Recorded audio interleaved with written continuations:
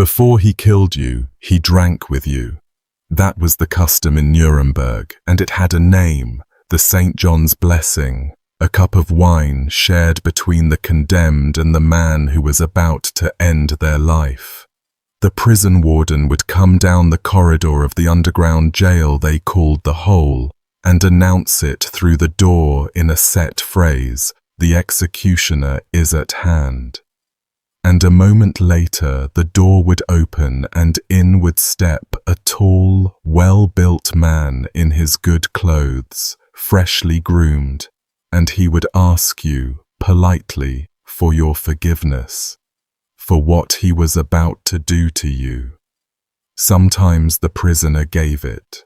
Sometimes the prisoner spat at him, or fainted, or was so far gone with terror that the words did not register at all.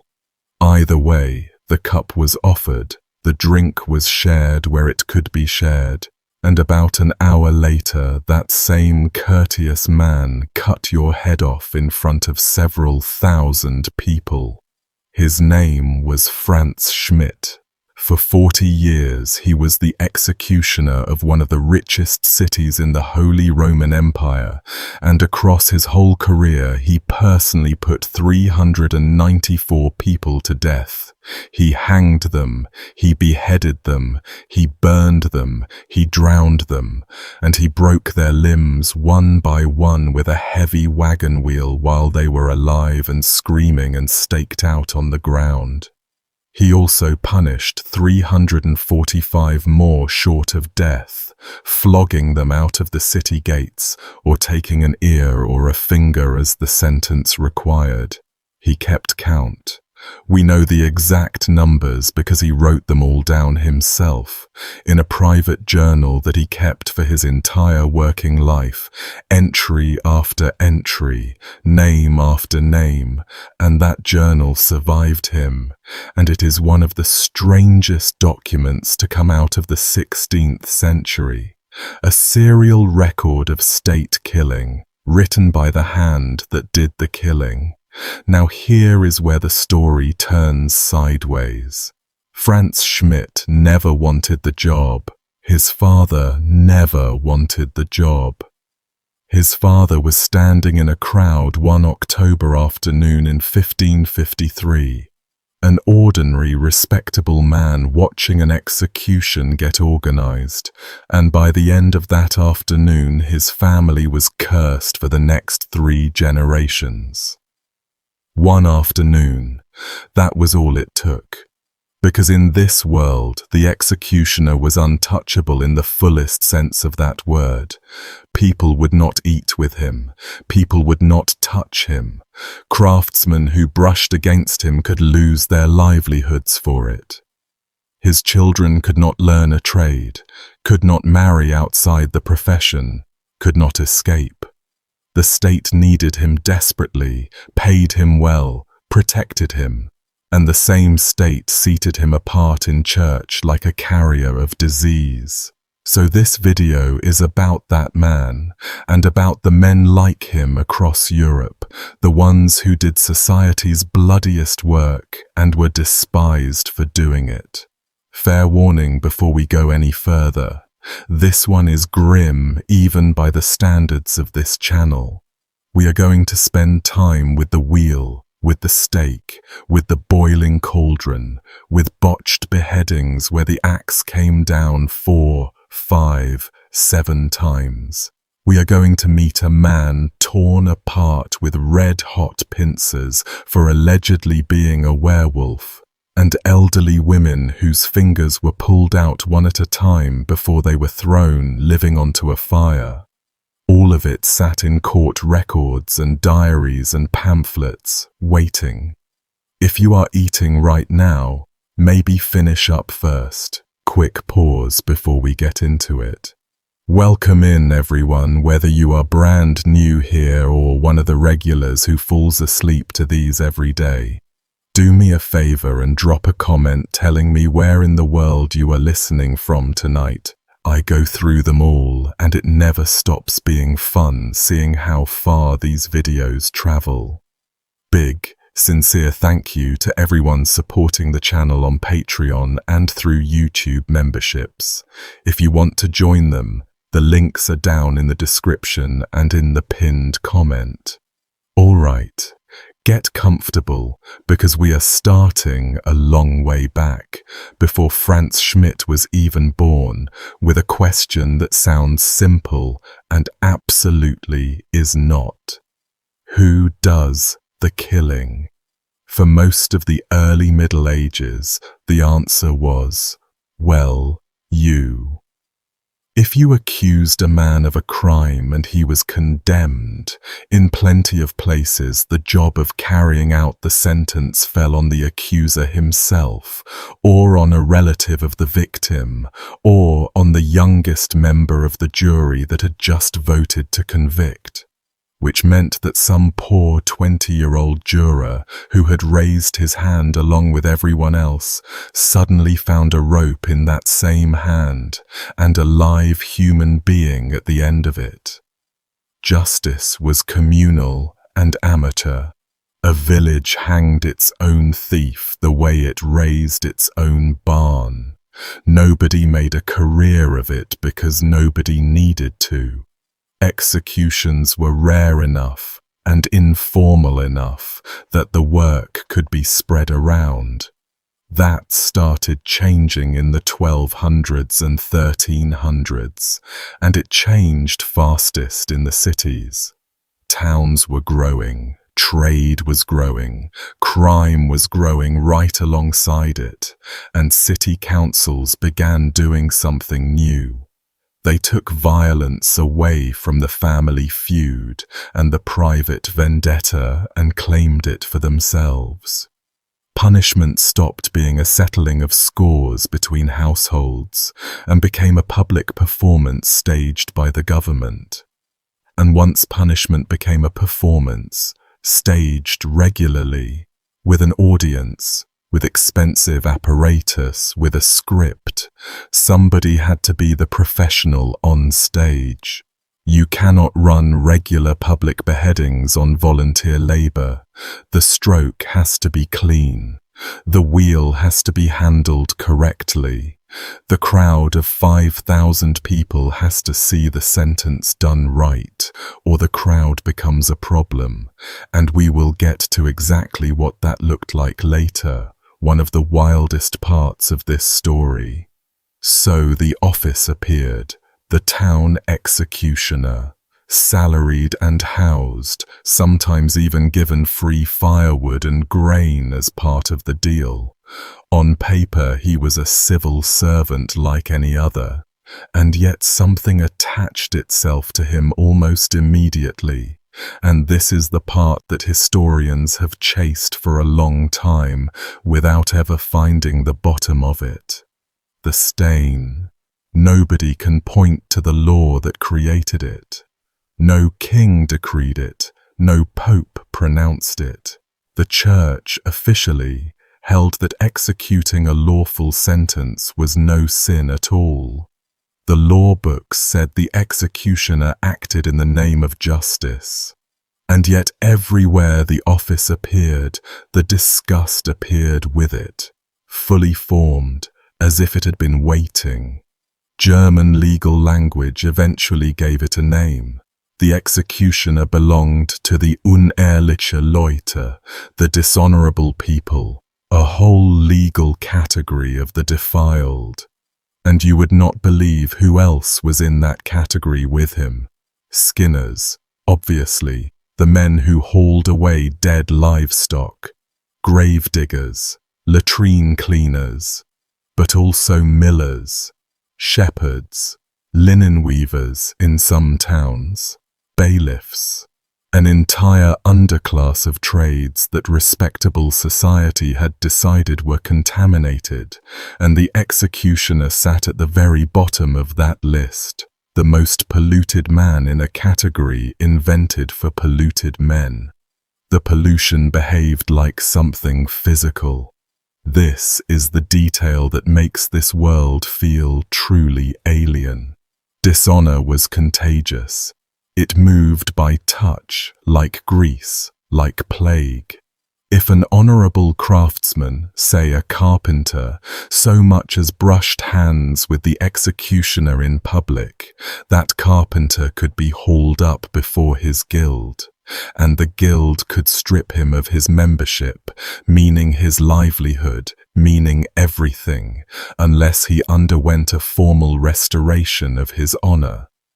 Journeymen would refuse to work alongside any man rumored to have shared a drink with the hangman. Guild networks across the empire enforced this obsessively for centuries. A man could be ruined for a handshake. The towns knew perfectly well how absurd this got, and my favorite proof is what happened when a gallows needed repairs. Fixing the gallows was carpentry, and carpentry on that structure would dishonor any carpenter who touched it, and yet the thing had to be maintained, so cities developed a gloriously bureaucratic workaround. Every carpenter and mason in town was summoned to work on it simultaneously, the whole trade at once, often marching out together with drums and flags, a compulsory festival, each man striking at least one blow with hammer or axe, on the logic that dishonor shared by everyone landed on no one.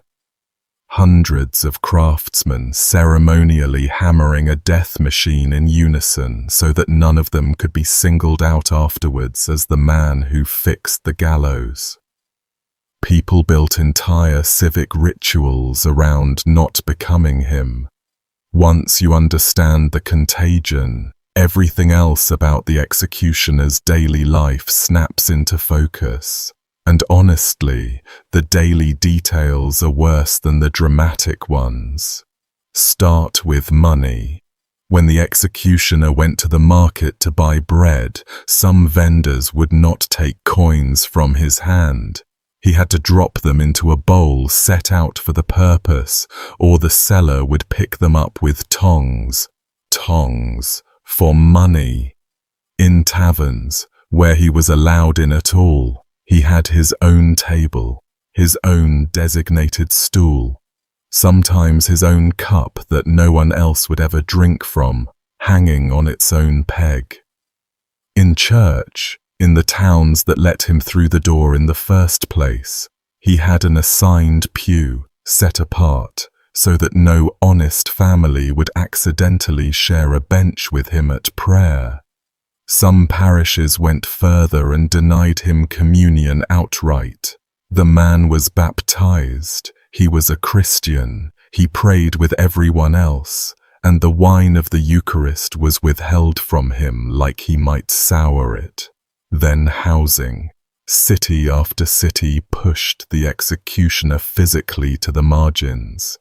His house went up against the wall or outside the gate entirely, or in the streets nobody wanted, next to the public latrines, next to the brothel, out by the leper house.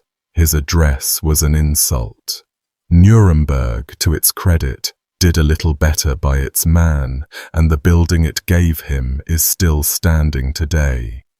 The hangman's house sits on a small island in the middle of the Pegnitz River, connected to the banks by a covered wooden walkway, and the geography of it says everything. On one side of the water, the city proper, the markets and churches of respectable life. On the other side, the prison tower, and the executioner lived suspended in between over the running water, belonging to neither shore. Marriage was where the trap really closed. No honorable father would give his daughter to a hangman, ever, at any price. And a hangman's daughter carried the taint outward like a dowry of ash, so no honorable son would take her either. The result, over generations, was that executioner families married executioner families, and only executioner families. Across Alsace and Lorraine and the Saarland, historians have traced these webs, the Rhines, the Burgards, the Grossholzes, the Wolfs, dynasties knotted together by intermarriage until half the executioners in a region were cousins of the other half. The son inherited the sword whether he wanted it or not, since every guild in the empire was closed to him. The apprenticeship application of an executioner's boy went into the fire unopened. Baker, cooper, mason, smith, all barred. His options were his father's trade or vagrancy. Some sons ran anyway, changed their names, moved across the empire, and lived in terror of the day some traveller recognized their face. And it happened. And when it happened, the exposure destroyed them all over again in a new town. The stain did not wash out with distance. It was in the name, in the blood, in the record. Now, having said all of that, here comes the strange twist that runs underneath this entire story. Plenty of these despised men were rich.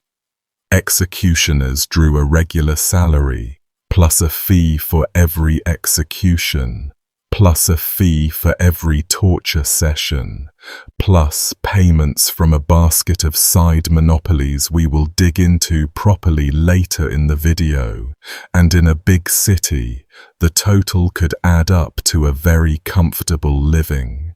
A 13th century executioner could earn 5 shillings for a single execution, roughly what a skilled craftsman made in 25 days. Some hangmen wore fine clothes, ate good meat, lent money, and owned property, all while being refused a seat at any respectable table in town. A full purse and an empty pew. Contemporaries noticed the contradiction too, and it made them despise the man even more, because he was profiting from blood.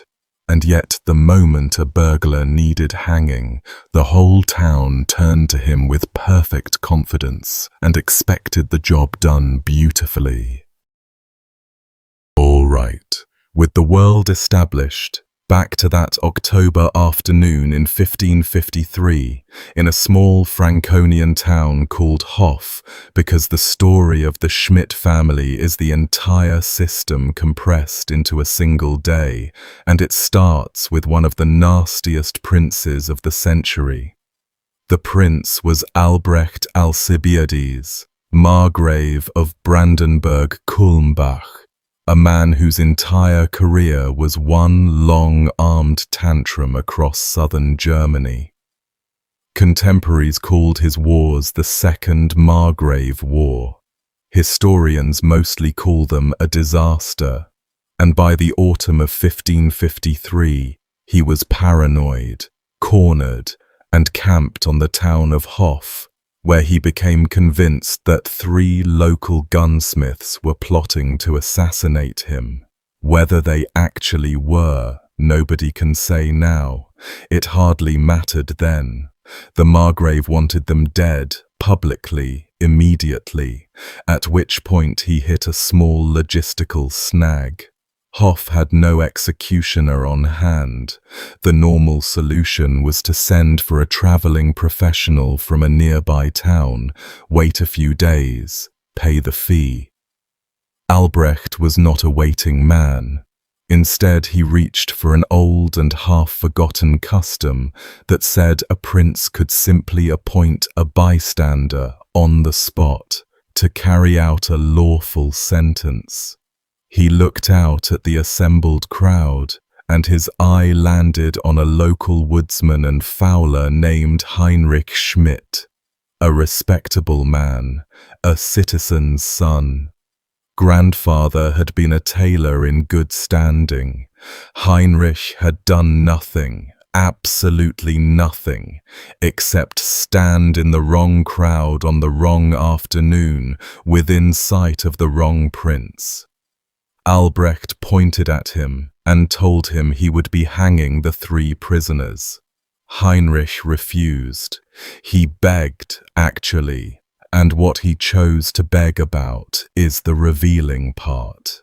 If he did this, he told the Margrave, he and his children and his children's children would be dishonored forever.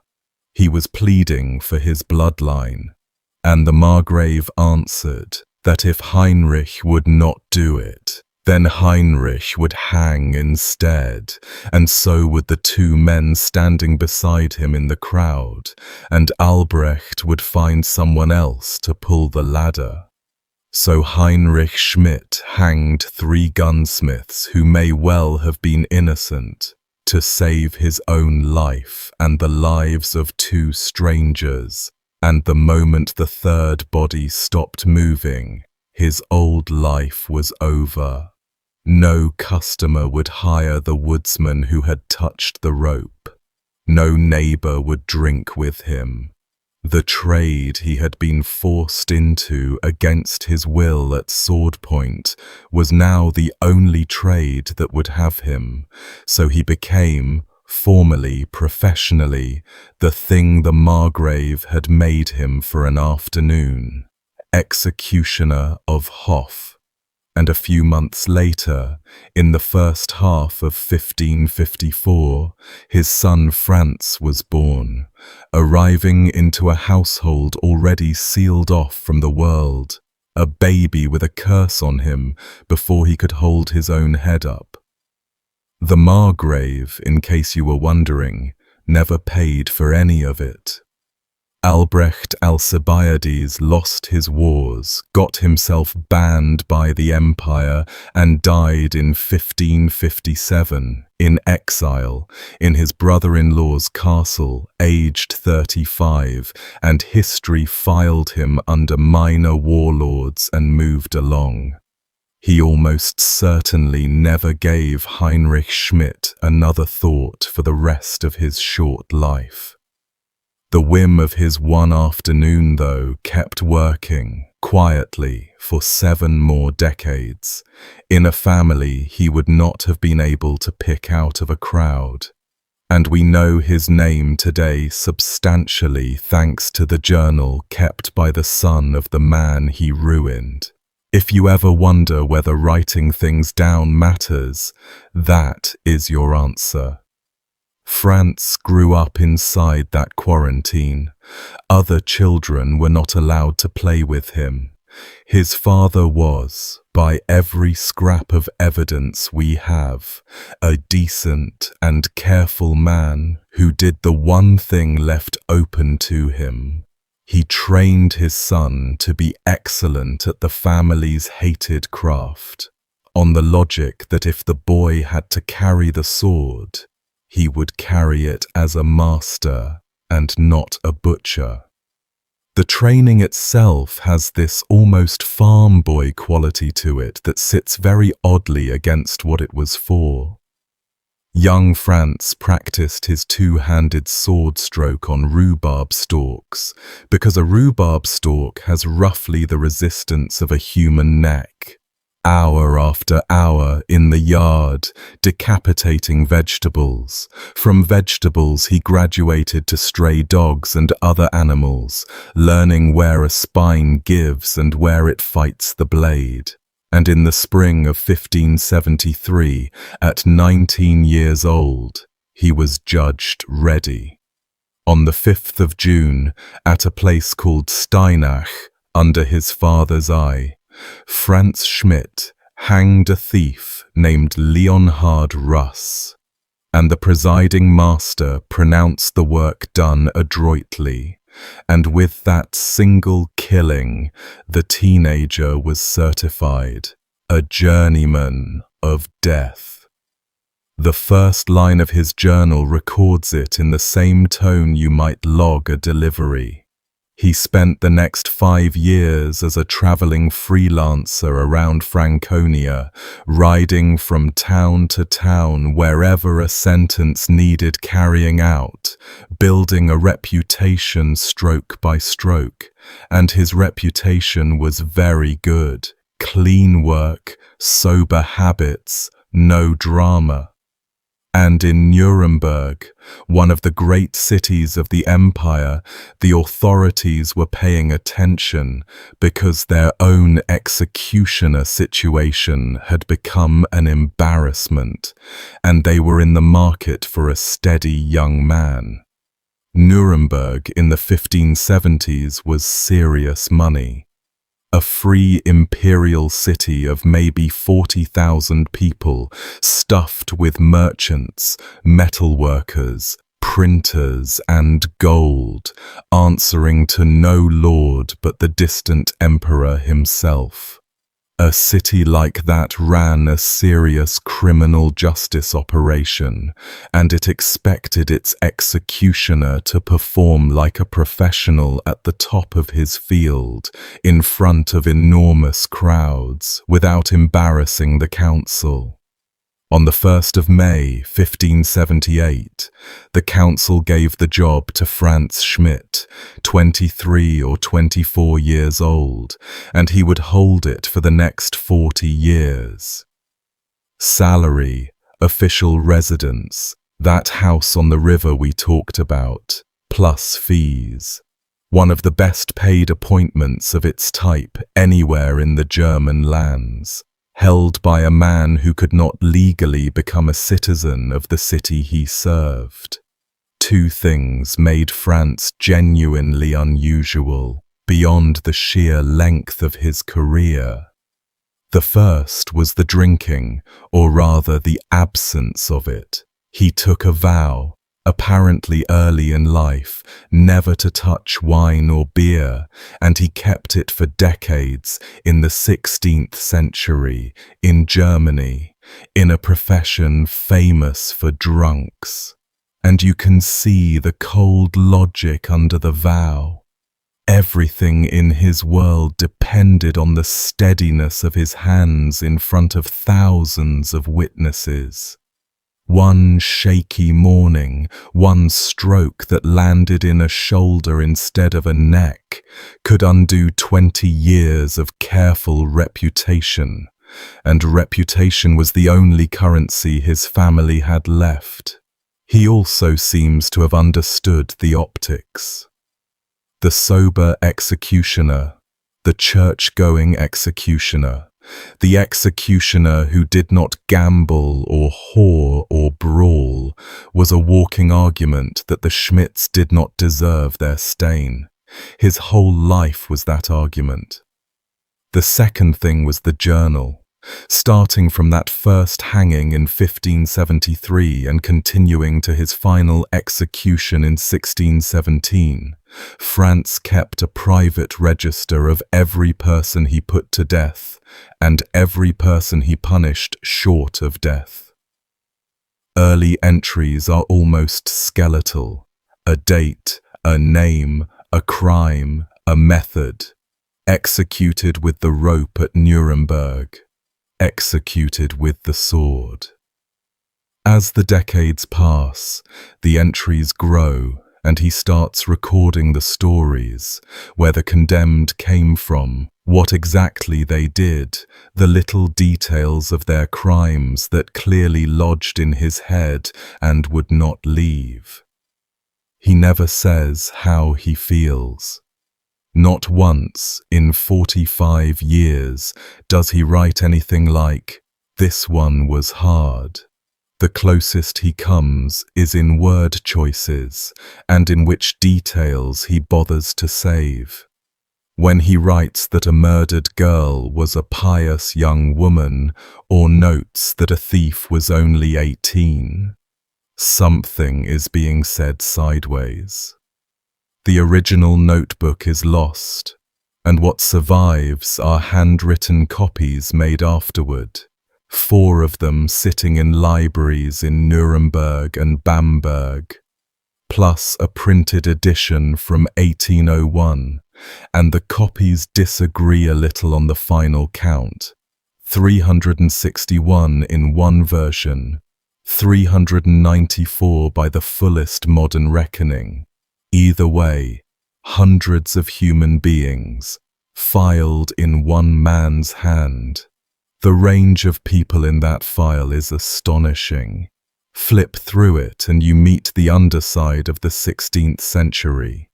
Highwaymen and horse thieves, obviously, by the dozen, but also Niklaus von Gulchen, an actual member of Nuremberg's ruling elite, a counselor and doctor of law who turned out to be running years of spectacular fraud and corruption behind his respectable face, taking bribes from both sides of lawsuits, forging documents, molesting his servants, and in 1605, Frantz took his head off with the sword like anyone else's. Or a conman recorded as Gabriel Wolf, a merchant's son gone crooked, who spoke 7 languages and spent over 20 years gliding through the courts and counting houses of Europe, forging seals and signatures, swindling nobles and merchants from Lisbon to Krakow until Nuremberg finally got its hands on him. Frantz clearly found him fascinating. The journal entry on Wolf runs long, almost admiring, cataloguing the man's tricks the way you would describe a rival craftsman's technique. Then it ends the way they all end, with the sword. Now what did a man like this actually look like on the job? Frantz Schmidt worked barefaced. The black hood and the leather mask belonged to later imagination, to Gothic novels and film sets. Every soul in Nuremberg knew exactly who he was, knew his house, passed him in the street, and on execution days he dressed up. Fine doublet, good hose, sometimes color-coordinated finery that a merchant would envy, because the ceremony demanded dignity, and he was its central officer. German never even called him a hangman when it was being formal. The title was Scharfrichter, the sharp judge, the judge of the blade, or in some regions Nachrichter, the after judge, the one who comes after the verdict. And colleagues and clients addressed him as Meister, Master Frantz, a craftsman's honorific, in a world that denied him a craftsman's honor. The tools had their own folklore, and the sword collected the most of it. Execution swords were treated as half alive. A blade that had taken many heads was believed by common people to grow thirsty between jobs, and stories circulated of swords rattling in their cabinets at night when a death sentence was coming, the steel sensing work ahead. Some masters notched a tally into the grip or the blade, 1 mark per head. A sword that botched or that reached some unlucky number of kills might be ceremonially retired, buried even, put out of service like a soldier judged unfit. And the guild-like structure around the trade was completely real, oddly formal for a profession outside all guilds. An aspiring executioner served an apprenticeship, travelled as a journeyman exactly as Frantz did in his freelancing years, and earned the master title through a masterpiece, and the masterpiece was a flawless public killing, judged and certified by an established master on the spot. The proving work of a cabinet maker was a cabinet. The proving work of a Scharfrichter was a stranger's clean death, witnessed and signed for. Right, so that is the man and the ledger. Time to talk about the work itself, method by method, starting at the bottom of the scale, with the rope, because one of the stranger features of this world is that the methods were ranked, and everybody, including the condemned, knew the ranking by heart. Hanging in this period worked almost nothing like the version most of us carry around in our heads. The trap door and the long, merciful drop that snaps the spine belong to the 19th century. A 16th century German hanging was a slow strangulation in the open air, and it went like this. The gallows at Nuremberg stood just outside the city on a raised stone platform, a permanent structure of posts and beams, and the executioner's assistants propped a ladder against the crossbeam. The condemned man, hands bound, was made to climb that ladder backwards, facing the crowd, with the executioner climbing alongside him. At the top, the noose was fitted, and then the man was simply pushed off the ladder, or the ladder was twisted away from under him, and he dropped maybe a foot, and the rope closed his throat, and then everyone waited. Strangulation takes minutes. The dying man kicked and swung and convulsed while thousands watched. And the spectators had a euphemism for those movements. They called it dancing. 10 minutes was not unusual. Sometimes the executioner's men would drag down on the legs to hurry it along, and dragging on a dying man's legs counted, in context, as a kindness. The rope was also the shameful death, the bottom rung, reserved mostly for thieves, and its shame outlasted the dying. A hanged man was left up there, days, weeks, months, until the weather and the ravens finished him, and the pieces dropped off the rope by themselves into the grass under the gallows. Travellers approaching Nuremberg on the main road passed under that display, and it was meant to be seen exactly that way. A permanent advertisement. This city hangs its thieves. Families of hanged men would sometimes creep out at night to cut a father or a son down for burial, at real legal risk to themselves, since touching the gallows made you dishonourable too, and the body, technically, belonged to the law. That shame explains one of the most upside-down scenes in all of Frantz's world. Prisoners condemned to the rope, hearing that the council had graciously commuted their sentence to beheading, would fall on their knees and weep and kiss the hem of the judge's robes in gratitude. They were thanking the court for a different death. Their reasoning is easy to follow. The sword was quick where the rope was slow, but the deeper point was rank. The sword was the honourable death, the soldier's death, the citizen's death. Executed with the sword, a man could be buried in a churchyard. His family kept a future. Executed with the rope, he rotted on a beam in the wind while his children carried it forever. People in this world would rather die like gentlemen in 30 seconds than like thieves over 30 minutes, and honestly, given those two options, so would I.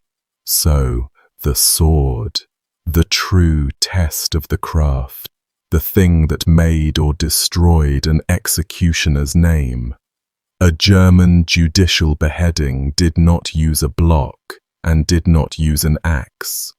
The condemned knelt upright, or in Nuremberg often sat in a plain wooden chair, the judgment chair, sometimes with an assistant gently holding their hair from the front, and the executioner took position behind and to the side, with a two-handed sword built for exactly one purpose. These execution swords survive in museums all over Germany, and they are beautiful and horrible at once, broad, flat blades with no point, because no point was needed. Nobody was being stabbed, often with words etched down the steel. One surviving blade carries the inscription, When I raise this sword, I wish the sinner eternal life. A prayer engraved on the tool. The stroke itself had to do something genuinely difficult. A horizontal cut delivered from a standing start through skin, muscle, vertebrae and windpipe on a living, breathing, sometimes swaying target, cleanly, in one pass, with several thousand people watching at close range, executioners trained for years for that one motion, on the rhubarb, on animals, on calves' necks, and Frantz was among the best who ever did it. Across roughly 187 beheadings, his record needed a second stroke only 4 times, and only once in his whole career did he need a third. That once haunts the record. A woman, calm through her trial and sentencing, fell apart on the way to the chair, and by the time she was seated, she was shaking so violently, wobbling her head on her neck, that the target would not stay still, and his blade caught wrong, and it took him 3 blows to finish what should have taken 1. His journal notes the botch flatly, in his own hand.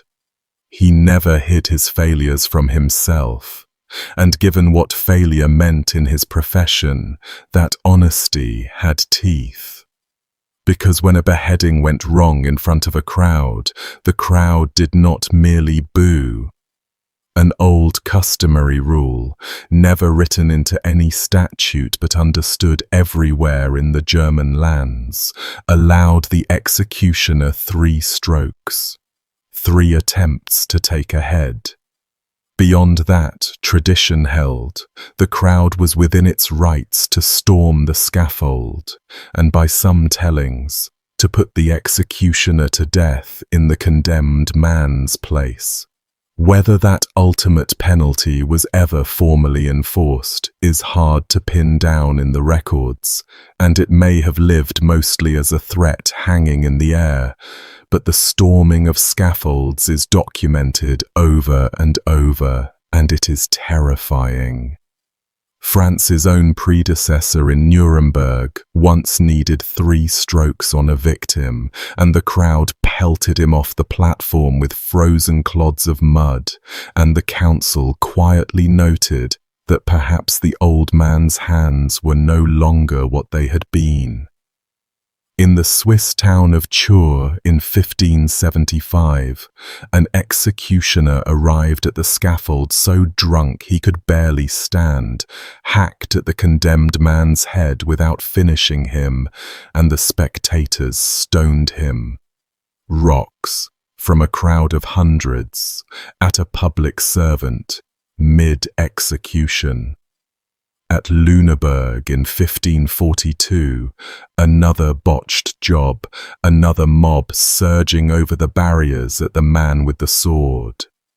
Family law among the Queasels, a Bavarian executioner dynasty, whose descendant Oliver Putsch has written about them, held that a bungler could end up strung from the nearest lime tree beside his own scaffold, and that on at least one occasion an executioner's wife had to climb up and finish her husband's job for him while he was dealt with. The logic of those riots looks backwards at first, and then suddenly it does not. These crowds had come on purpose, some of them walking for hours with their children on their shoulders to watch a human being die. They had no objection whatsoever to the death. What enraged them was the suffering, or rather, unauthorized suffering. The sentence said death, and a clean stroke delivered death, and everyone went home satisfied that justice had occurred. A butchered stroke delivered agony that no court had ordered, torture without a warrant, and the crowd took it instantly as either incompetence or cruelty, and either one broke the spell that made the ceremony legitimate. The executioner stood on that platform as the precision instrument of the law. The moment he stopped being precise, he was just a man mangling a helpless neighbor in public, and the public came for him. Nobody in the history of the trade demonstrates this better than an Englishman, so we are going to hop across the channel for a few minutes to London, and to the single most notorious executioner who ever botched his way into the dictionary. His name was Jack Ketch. He was the public executioner of London from 1663 until his death in 1686. And to be fair to him, most of his work was hanging, and his hangings were unremarkable. His problem was the axe. England, unlike Germany, beheaded with an axe and a low block, and reserved beheading for the nobility, and noble treason cases were rare, so an English headsman might go years between beheadings, with no practice in between and none of the German training culture behind him. And in the 1680s, political treason trials suddenly handed Jack Ketch two of the most high-profile beheadings of the century, back to back, in front of enormous crowds. It went about as badly as it has ever gone for anyone. The first was Lord William Russell, a famous politician condemned in the Rye House plot, beheaded in Lincoln's Inn Fields on the 21st of July, 1683. Russell, following custom, paid Ketch a handsome tip beforehand, 10 guineas by one account, the going bribe for a swift, clean job. Ketch took the money, raised the axe, and buried the first blow in Russell's shoulder, a hand's width from where it was aimed. The living man on the block took the next strokes too, 3 of them, maybe 4, before the head finally came away, and the crowd's reaction was ugly enough that Ketch afterwards published a printed pamphlet, an actual public apology, in which he explained that his lordship had moved, and that he himself had been interrupted while taking aim. A professional killer, issuing a press statement about his technique. A pamphlet like that only gets printed when the whole city is talking. 2 years later, London gave him a second chance, and this is one of the most horrible execution accounts in English history, so brace yourself a little. On the 15th of July, 1685, on Tower Hill, before a vast crowd, Ketch was to behead James Scott, Duke of Monmouth, the handsome, popular, illegitimate son of the late King Charles II, condemned for rebellion against his uncle. Monmouth had heard all about Lord Russell. Everyone had. On the scaffold, the Duke handed Ketch 6 guineas and looked him in the eye and asked him, in words several witnesses wrote down, not to hack him as he had hacked Lord Russell, adding that he had heard it took 4 or 5 blows, and that if Ketch struck him twice, he could not promise to lie still. He then ran his thumb along the axe's edge and remarked that it seemed too dull. The state of Ketch's nerves after that little exchange is not hard to guess. The most famous man in England, checking your blade in front of tens of thousands, telling you to your face that he expects you to fail. He failed. The first blow gashed the back of Monmouth's head and neck without going near through. Monmouth reportedly rose partway off the block and turned and looked at Ketch, and did not say a word, just looked at him and laid himself back down. The second blow bit and did not sever. The third, the same, and the Duke's body was still moving, and the crowd had begun to howl, and at that point Jack Ketch threw the axe down on the boards and cried out that he could not do it, that his heart failed him. The sheriff on the scaffold ordered him to pick up the axe.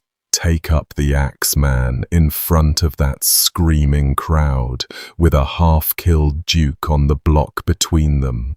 Ketch picked it up. 2 more blows, by the official tower account 5 in all, 7 or 8 by some witnesses, and even at the end, the head hung on by sinew, and Ketch finished the work by drawing the butcher's knife he wore at his belt and carving through the last of the neck by hand. Guards had to close ranks and hustle him away, because the crowd was ready to tear him into pieces on the spot. Spectators pressed forward anyway and dipped their handkerchiefs in the Duke's blood, keepsakes of a martyr, and those handkerchiefs are going to come back later in this video, because blood at the scaffold meant something in this world far beyond mourning. One more piece of Monmouth lore has trailed the story ever since, and I pass it along as the story it is. The Duke had never sat for an official portrait, so the tale goes, after the execution his head was stitched back onto his body long enough for a painter to take his likeness, and generations of visitors to London galleries have stood in front of a certain portrait of a sleeping-eyed young man and been told they were looking at the result. Art historians have gone back and forth on it forever. True or groan in the telling, the fact that England found the story believable tells you what that day on Tower Hill did to people. Jack Ketch died the following year, still employed, and then his name simply refused to die with him. Within a generation, Ketch had become English slang for any hangman, and then for the devil, and in Punch and Judy shows, the hangman puppet that punched tricks into stringing himself up carried the name Jack Ketch for the next 3 centuries. Children who never heard of Monmouth laughed at him in seaside puppet tents into living memory. History has strange ideas about who gets remembered, and for what. Back on the continent and back to Frantz Schmidt, because so far we have covered the rope and the blade, and those were the merciful end of his toolkit.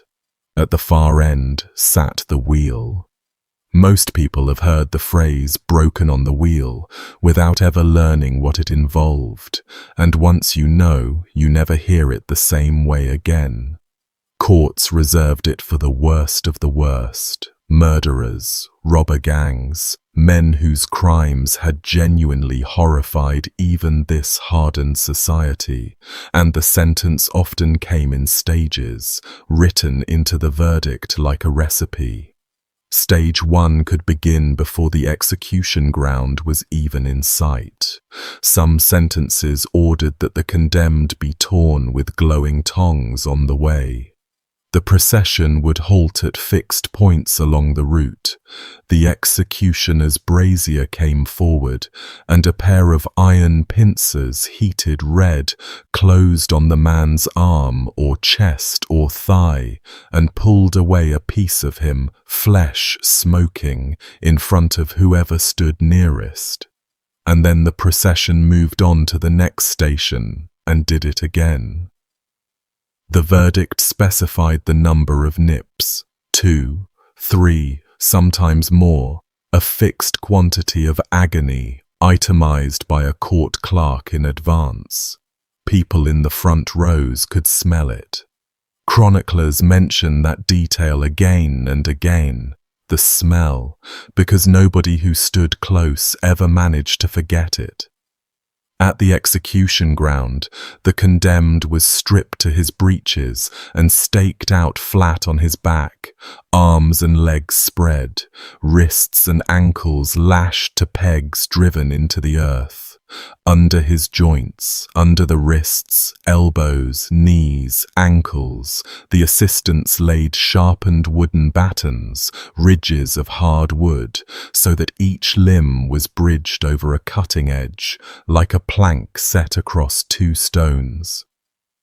Then the executioner took up the wheel itself, a heavy iron-shod wagon wheel, and began.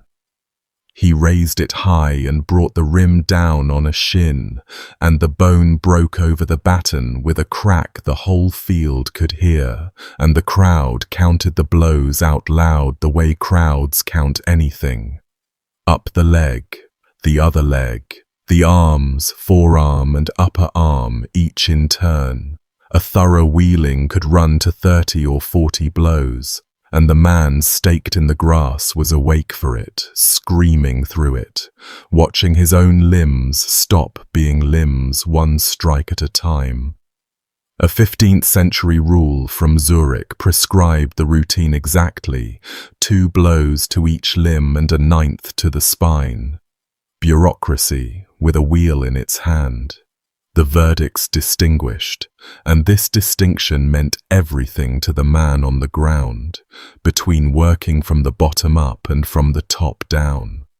Bottom up meant starting at the ankles and shins and climbing slowly, saving the chest and neck for last, maximum duration, maximum awareness.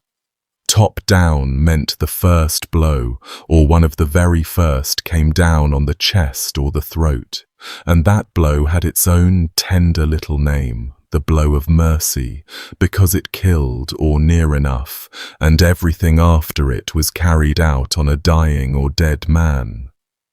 French courts formalized the same mercy in a written clause called the retentum, tucked into the sentence, sometimes secret from the crowd, instructing the executioner to strangle the condemned quietly after the second or third blow. Mercy, in this world, was a scheduling decision about which minute of the procedure you died in. And when the breaking was finished, came the part that gave the punishment its name in half the languages of Europe.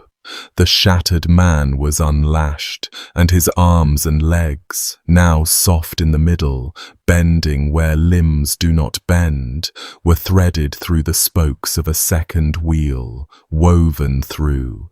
The contemporary word was braided, his ruined body knotted onto the wheel like wet rope.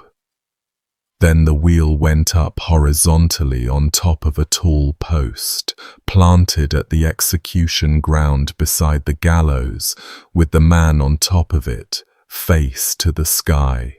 And if no mercy blow had been given, he was alive up there, alive with every major bone broken, unable to move anything but his eyes and his mouth, raised up high specifically so that everyone could see him and nothing could help him, while the crows arrived.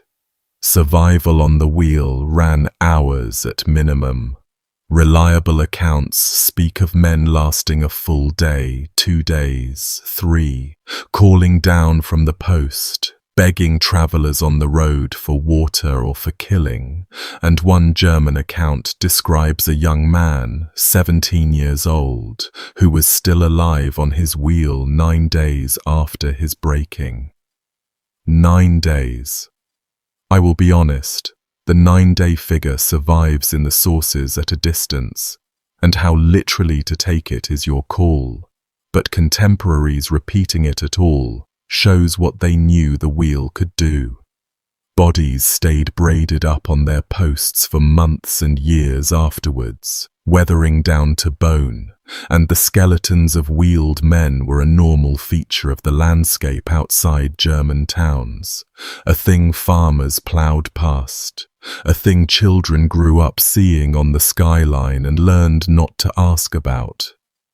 Frantz Schmidt carried out the wheel dozens of times, and his journal preserves the men it was built for, and some of those entries are hard to sit through even at 4 centuries distance.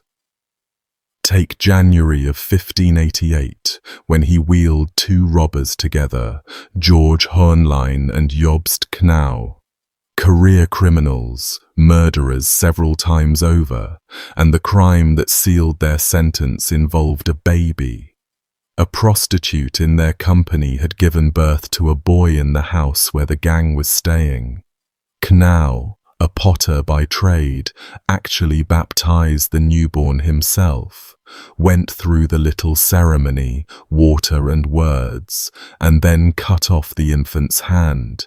A mutilation tied to a piece of criminal folk magic we will come back to near the end of this video, and one of the company tossed the child in the air so that it fell onto the table and mocked its crying with the words, "Hark how the devil whines." Then they cut the baby's throat and buried him in the garden. Frantz wrote all of it down, the baptism, the hand, the joke, in more detail than he gave most crimes, and then recorded their sentence, which the court had sharpened with extras, glowing tongs on the way out, and for Hohenlein, both arms broken with the wheel before the rest of him. You do not have to look hard between the lines of that entry. The man with the pen wanted it remembered why these 2 died the way they died. Or take Georg Frank, wheeled in 1593, whose entry Frantz opens with the victim rather than the killer. A young woman the journal calls Fair Annie, a servant girl, engaged to be married.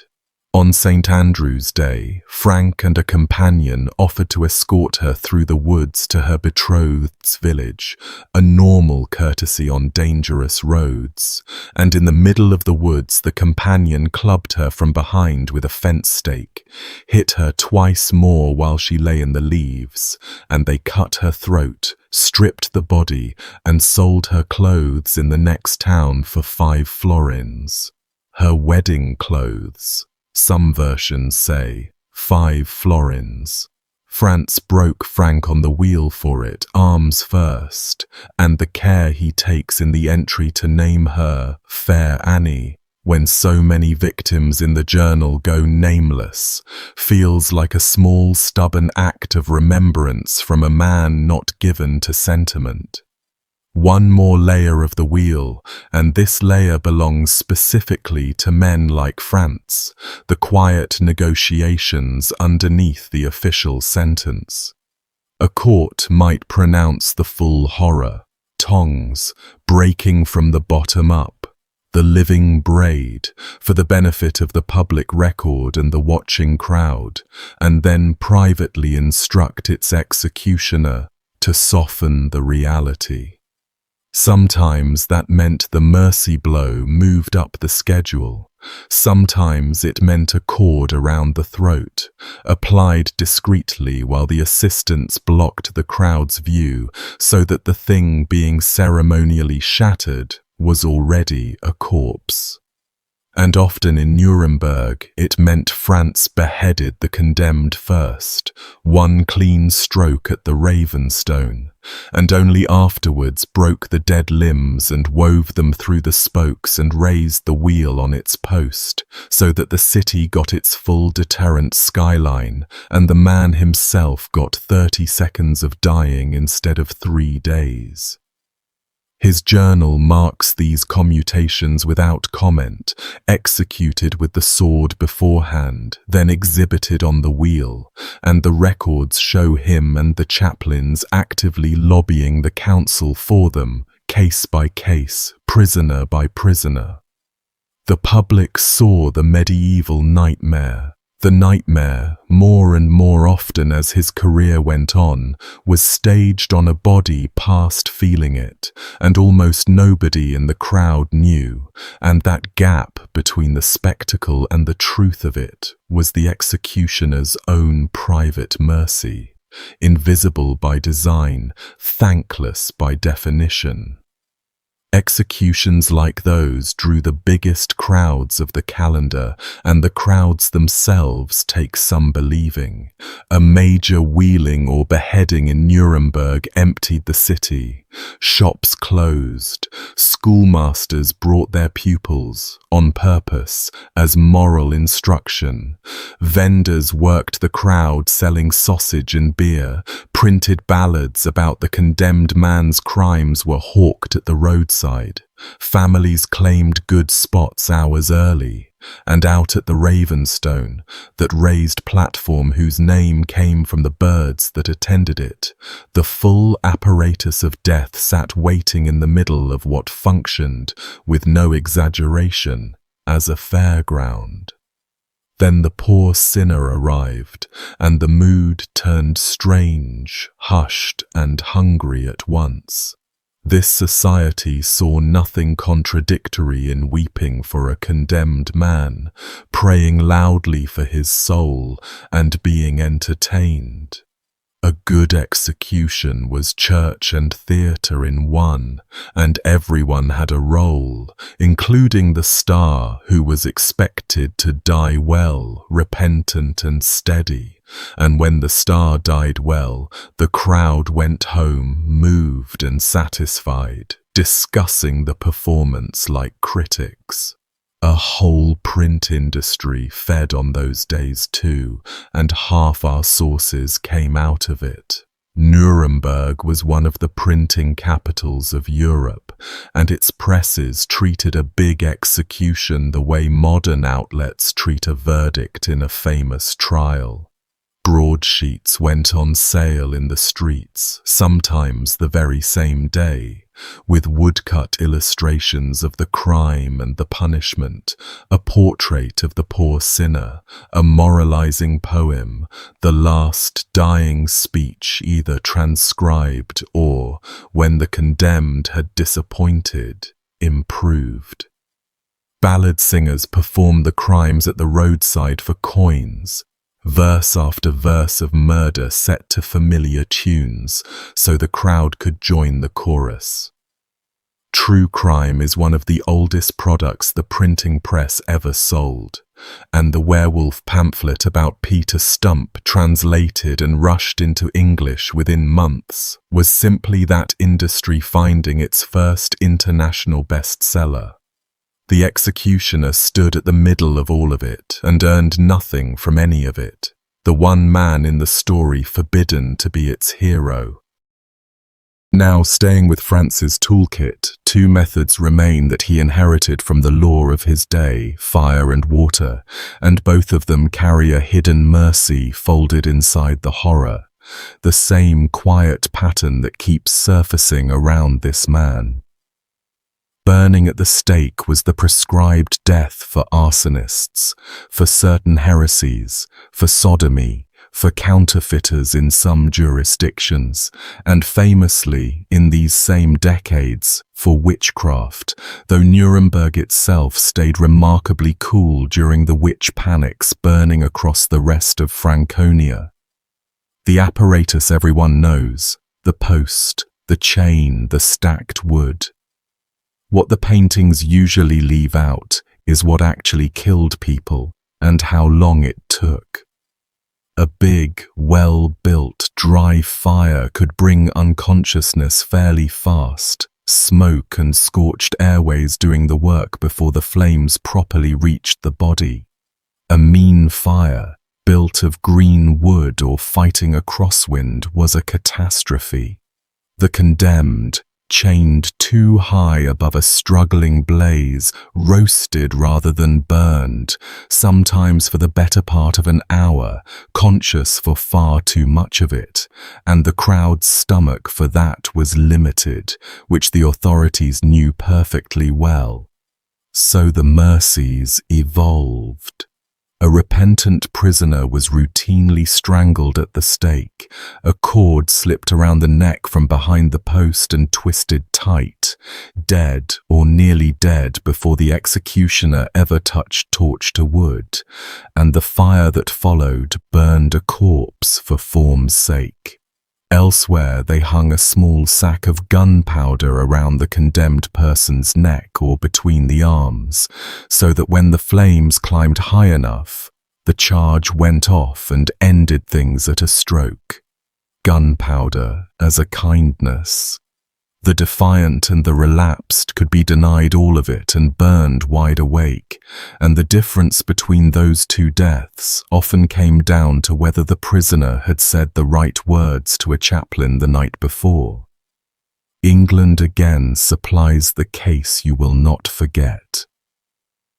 In 1726, at Tyburn, a woman named Catherine Hayes was burned for murdering her husband, and the plan was the usual mercy. The executioner would strangle her with a rope run around the stake before the fire took hold. The fire was lit, and the flames ran up faster than anyone expected and reached the executioner's hands where he was working the rope, and he let go. And Catherine Hayes burned alive, fully conscious, in front of the Tyburn crowd. Shrieking, witnesses counted 3 great screams, trying to push the burning wood away from herself with her bare hands, until somebody threw a heavy piece of timber at her head to end it. The mercy failed, because a man's fingers got hot. That is how thin the membrane was between the two versions of this death. Fire and water met in one more method, rarer than either, and reserved in the places that used it for a crime the age found uniquely sneaky: poisoning. Boiling alive. The apparatus was a great cauldron or kettle over a fire, filled with water, or in the crueler variants oil or pitch, and the refinement that made it an execution rather than an accident was the hoist, a chain or rope rigged to a beam or gibbet above the vessel so that the condemned could be lowered in, raised out and lowered again, the cooking metered, prolonged, controlled by the man on the rope. And the man on the rope always was our profession. England, of all places, gives the fullest case. In February of 1531, a cook named Richard Rose, working in the household of John Fisher, the Bishop of Rochester, allegedly stirred poison into a pot of porridge, and the porridge went out to the bishop's dinner guests and, in the custom of a charitable house, to the beggars at the gate. 2 people died in agony, a gentleman of the household and a poor widow who had come for the free food. The bishop himself survived by pure luck. He had been fasting and never touched his bowl. Roos said under interrogation, and English interrogation in 1531 included the rack, that it had all been a joke gone wrong, a purgative slipped into the pot for a laugh. King Henry VIII, who had a lifelong personal horror of poison, took the case as a national emergency, and Parliament passed a special act declaring murder by poison high treason, punishable by boiling to death, and the act was written to apply to Roos retroactively, by name. A law with one man's name on it. He was boiled at Smithfield that April in front of a large crowd, lowered by chains into the water, and a chronicler preserved the scene in a handful of lines nobody who learns them ever unlearns. He roared mighty loud, the account says, and women in the crowd who were heavy with child felt sick at the sight and were carried away half dead. And other onlookers said they would rather see the headsman at his work 100 times than watch this once. Even that audience, that hardened, execution-literate Tudor audience, found its limit at the cauldron. The statute claimed only one more victim, a servant woman named Margaret Davy, boiled in 1542 for poisoning the households she worked in, and when Henry died, his young son's government repealed the act almost immediately, and England quietly never boiled anyone again. 16 years, 2 deaths, 1 law and a sound at Smithfield that the 16th century itself flinched at. Water was gendered. Under the Carolina, the great imperial criminal code that Emperor Charles V issued in 1532, the standard punishment for a woman convicted of killing her newborn child was drowning, and the procedure was as bleak as anything in this video. The condemned woman was sewn or bound into a sack, carried to the river and thrown in, and if the current was slow, the executioner's assistants stood on the bridge or waded the shallows with long poles and pushed the struggling sack under and held it under until it stopped moving. In some old versions of the custom, animals went into the sack with her: a dog, a cat, a snake, a rooster, an inheritance from ancient Roman law that some German towns kept alive, so that the drowning woman spent her last minute in the dark being bitten and clawed by drowning animals.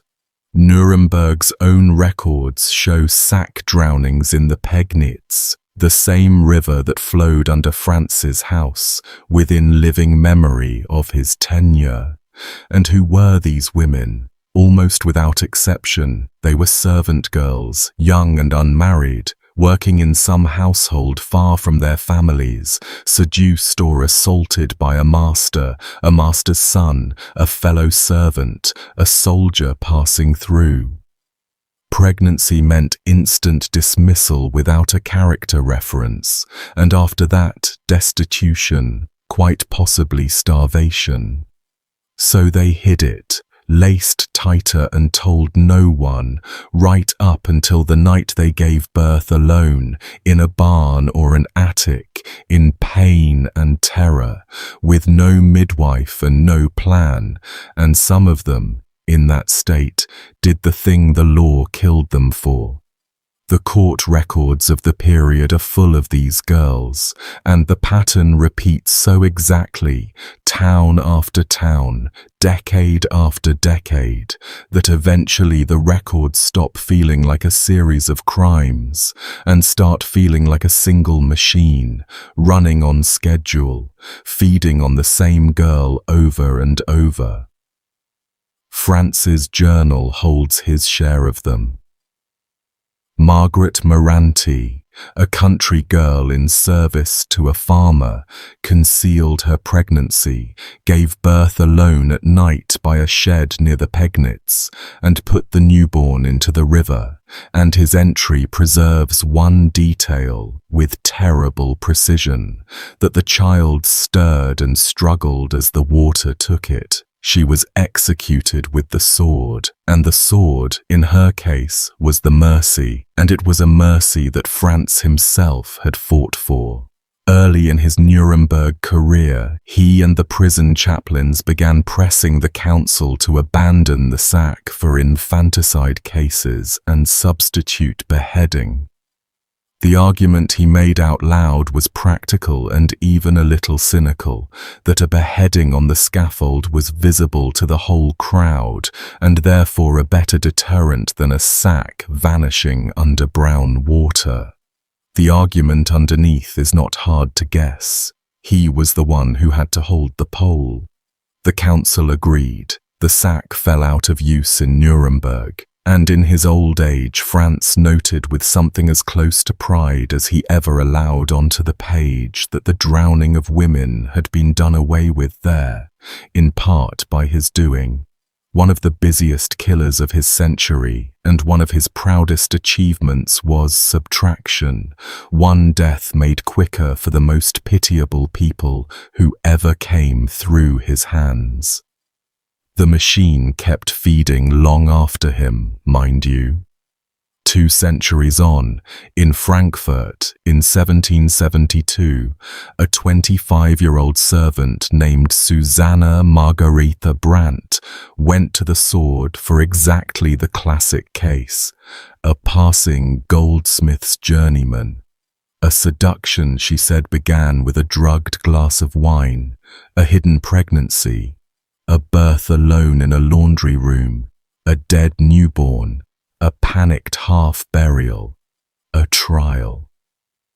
The whole city turned out for her beheading, and one household in that city had a personal connection to the case, a young lawyer named Johann Wolfgang von Goethe, whose family lived close by, and who followed the trial documents, and who carried Susanna with him for the rest of his life, until she surfaced, transformed in the most famous German book ever written, as Gretchen in Faust, the ruined girl in the prison cell. Millions of people have wept over Gretchen without ever hearing the name Brandt. The machine even ate the memory of its victims and returned it as literature.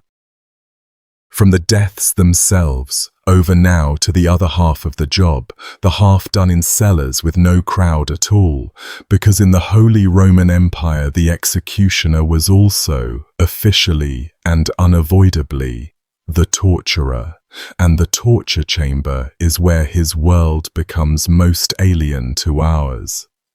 The legal background, in one breath. Under the Carolina, a court could not simply convict on suspicion.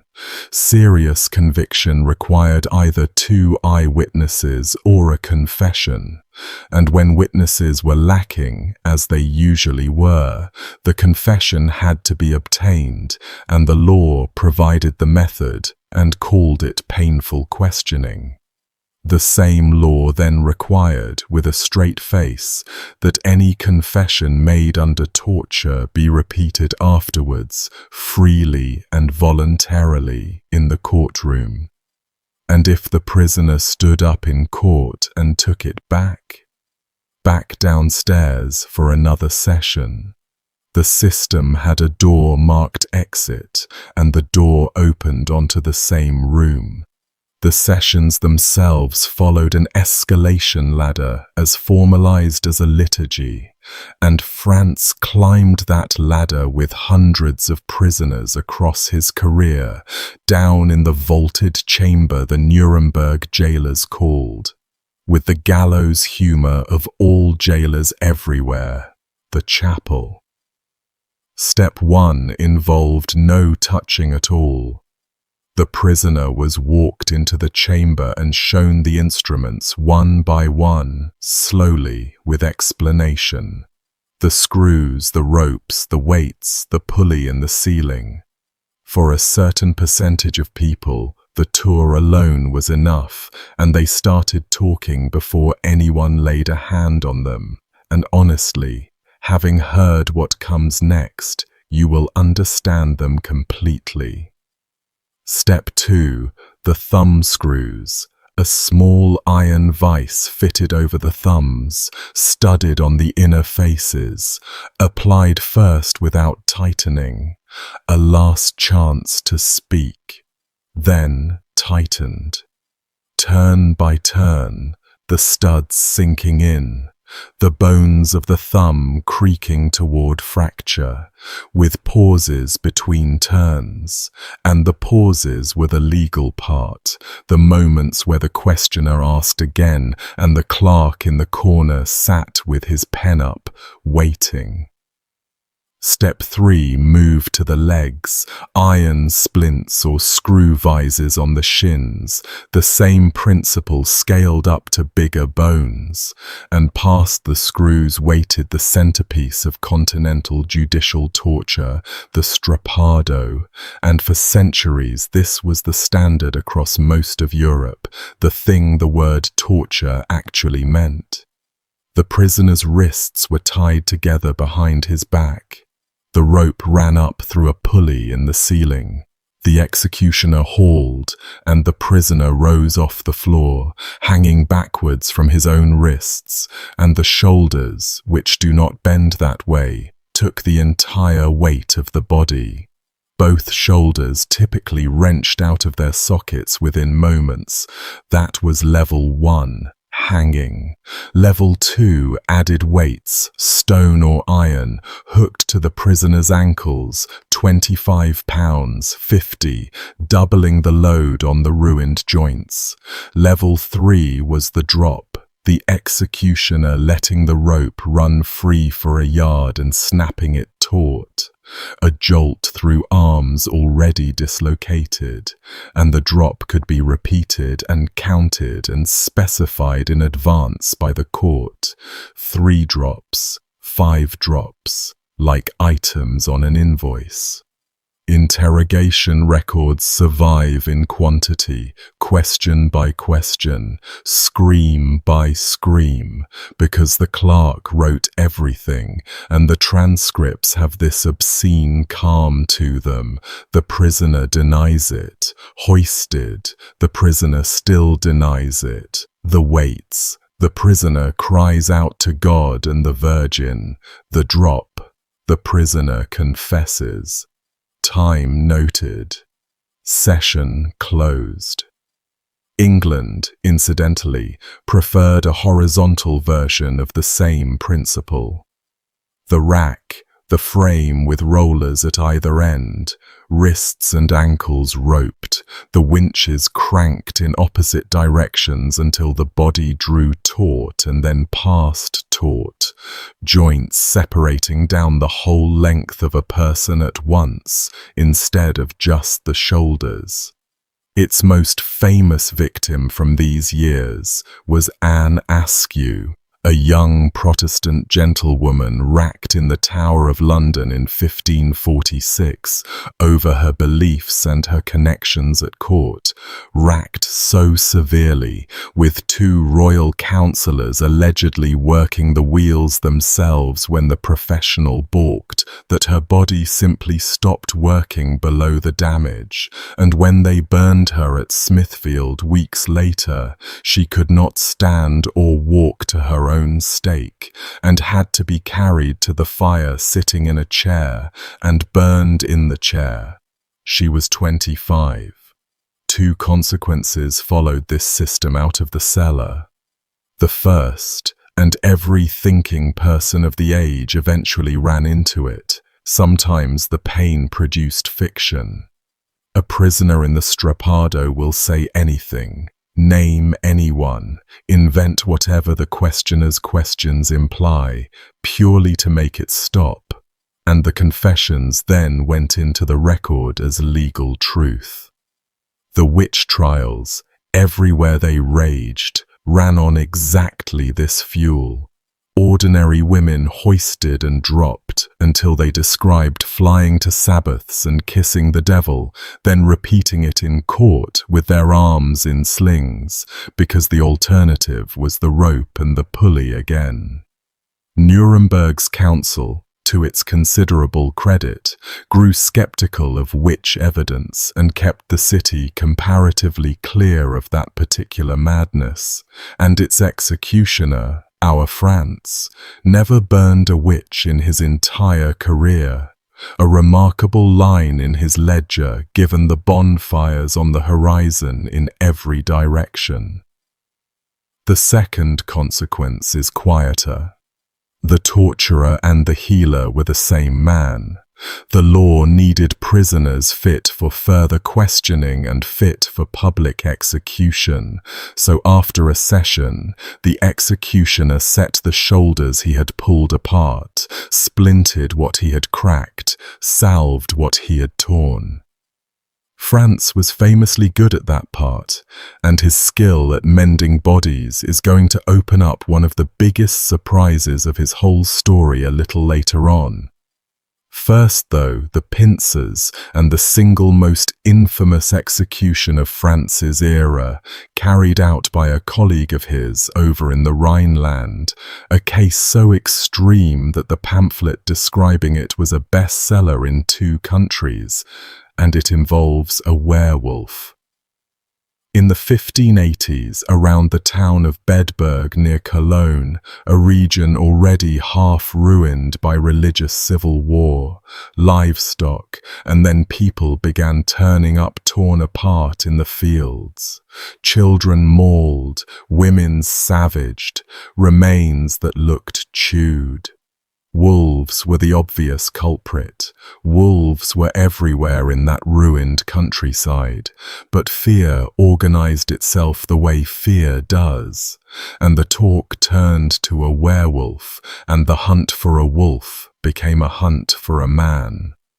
The man the region settled on was Peter Stump, a prosperous farmer from the village of Eprath, well known locally, and identifiable at a glance, since his left hand was missing. One version of the story says hunters had cornered the wolf and hacked off its left forepaw, and when Peter Stump was found to be short the matching hand, the case was, by the logic of the moment, closed. His missing hand had probably been gone for years, an accident, the ordinary price of farm work in that century. It did not matter. On the rack, under exactly the escalation we just walked through, Stump confessed to everything the questions contained. A pact with the devil made at age 12. A magic girdle of wolfskin that transformed him. 16 murders, including children. The killing of his own son, whose brain he said he had eaten. Incest with his daughter. Whether any sentence of that confession describes a real crime, or whether a one-handed farmer was fed to the fear of a traumatized region, the record cannot settle for us, and the trial documents burned in a later war, leaving mostly a sensational London pamphlet and a Cologne alderman's diary. What those sources agree on completely is what was done to him, and what was done to him is why he is in this video. The 31st of October, 1589. A field outside Bedburg with nobility reportedly among the crowd. Princes and counts come in from across the region to watch, because word of the werewolf trial had travelled far. Peter Stump was bound to a wheel. The executioner's brazier stood ready with the pincers glowing in it, and the sentence specified 10 tearings, and the executioner delivered them 10 separate times, closing red-hot iron on Stump's body and pulling flesh away, working over him while he was fastened flat and screaming, the smoke of it drifting into a crowd that had paid good money for their vantage points. Then the breaking, and here the sentence turned openly supernatural. His arms and legs were shattered with the blunt side of an axe head rather than the wheel, and the stated purpose of pulverizing the limbs was to make certain he could never rise from his grave and come back. They were breaking him for the afterlife. Insurance against a dead werewolf.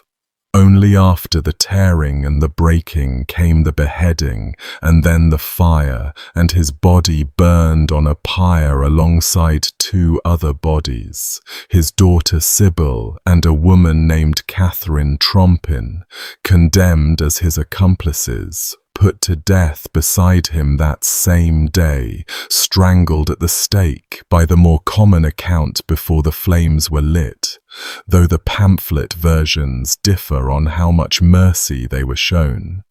His daughter, convicted substantially out of her own father's rack confession. Afterwards, the authorities built a monument on the spot, a tall pole with the torture wheel mounted on top, the carved figure of a wolf fixed to the wheel, and at the very top, on a spike, Peter Stump's severed head.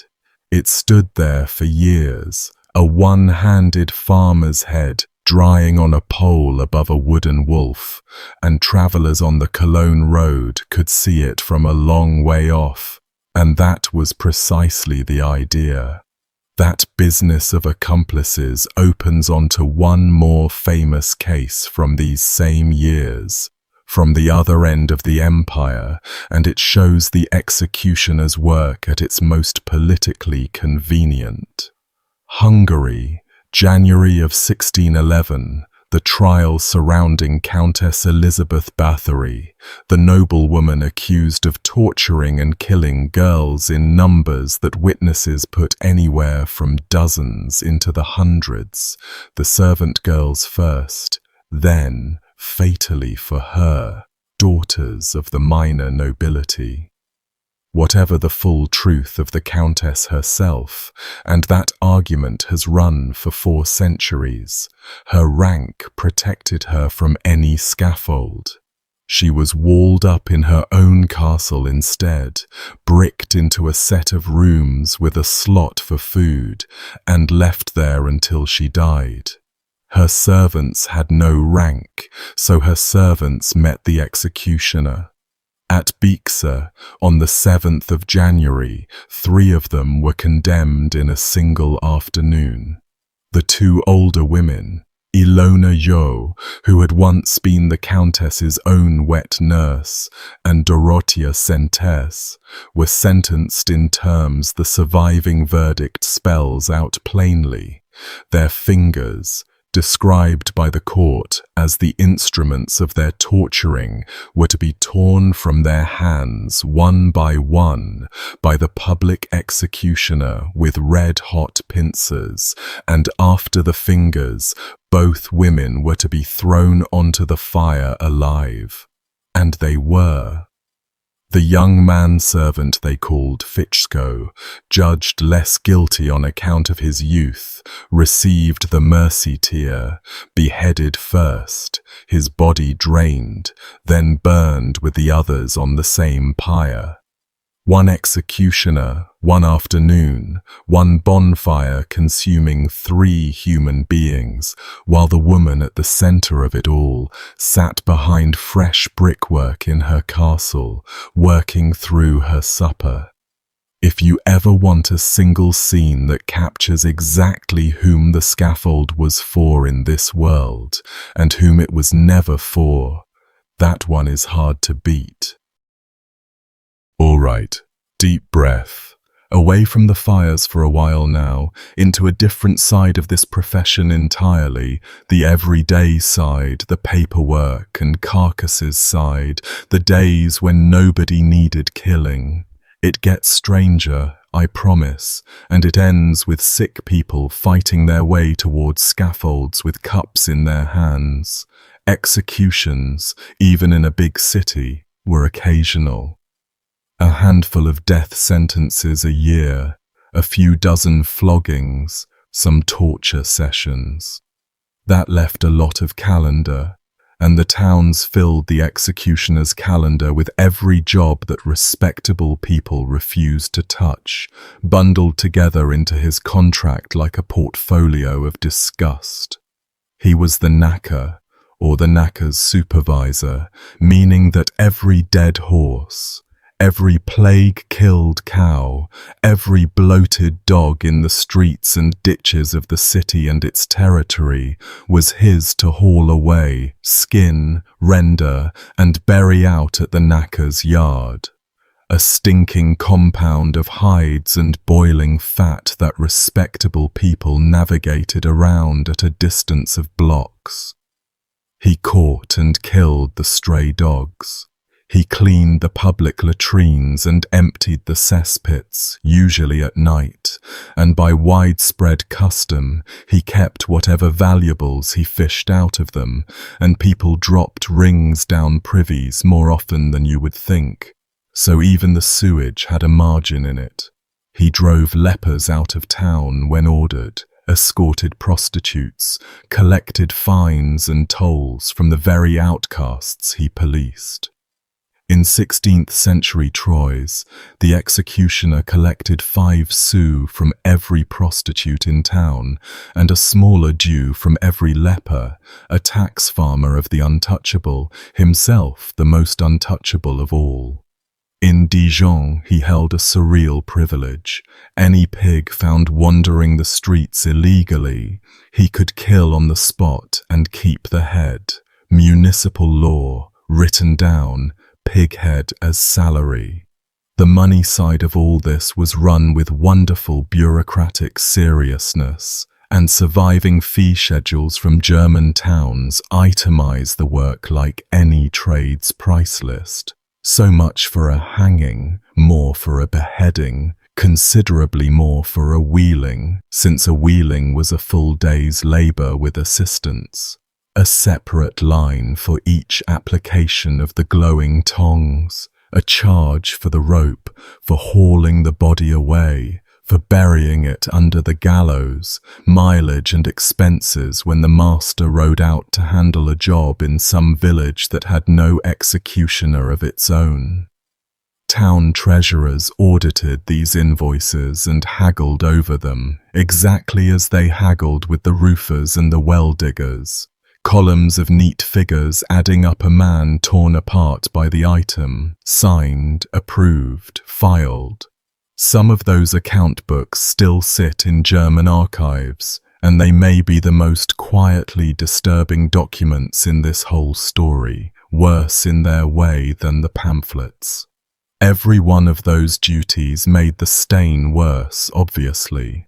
The man who touched corpses and sewage and lepers for a living was never going to eat at your table. And every one of them paid, so the executioner's ledger fattened while his name blackened, and here the story takes its biggest turn. The same society that would not touch this man's hand came to him, in private, constantly, to be healed by it. Executioners were the unofficial doctors of the poor, and often of the not-so-poor, all over the German lands, and their credentials, if you think about it for exactly 10 seconds, were completely genuine. A master executioner had a working knowledge of the human body that no university physician of the age could match. He broke bones for a living, so he knew precisely how bones break and how they sit, and how to set them. He tore muscle and dislocated joints in the torture chamber, and was legally required to repair his own damage afterwards, session after session, year after year, an apprenticeship in trauma medicine that no one else on earth was getting. Physicians of the day trained on ancient texts and rarely touched patients. The executioner had his hands inside the subject matter weekly. Frantz Schmidt built exactly that second career, and the scale of it is the statistic that rearranges his whole biography. By his own estimate, across his decades in Nuremberg, he gave medical consultations to some 15,000 people. 15,000. Set that against 394 executions, and the man healed roughly 40 people for every one he killed. Nuremberg's licensed physicians complained about him repeatedly. This unlettered hangman poaching their patients, and the council repeatedly shrugged, and the patients kept coming across the covered walkway to the little house on the river. Guild craftsmen, merchants' wives, respectable citizens carrying their children, the same people who would not take a coin from his hand in the marketplace now holding still, while that hand set their daughter's arm. Need beats taboo, every time, everywhere. Frantz also dissected, quietly, the bodies of some of those he executed, teaching himself anatomy from the inside, decades before that was anything like a normal path to medical knowledge. Beyond the honest medicine sat a darker shelf of the same pharmacy, and this is where the 16th century stops being a foreign country and becomes a foreign planet. Europeans of this era, from peasants to princes to their physicians, believed in corpse medicine. The human body, especially the body of a healthy young person cut off suddenly in full vigor, was understood to be full of unspent life force, and that force could be harvested, processed, and swallowed. And who had lawful possession of exactly such bodies, freshly made, several times a year? The apothecaries even had a product name for the flagship item: Armsünderfett, poor sinner's fat, human fat rendered from executed criminals, sold openly by the pound as a premium salve for arthritis, gout, aching joints, bad bones, and lameness. Executioners harvested it, prepared it. In Munich, the executioner delivered it to the city's apothecaries on what amounted to a supply contract, and some masters compounded their own ointments and sold them at the door, cutting out the middleman. Human skin, tanned by the same hands, was made into belts that pregnant women wore to ease labor, and into strips worn at the throat against goiter. Ground human skull went into powders for epilepsy.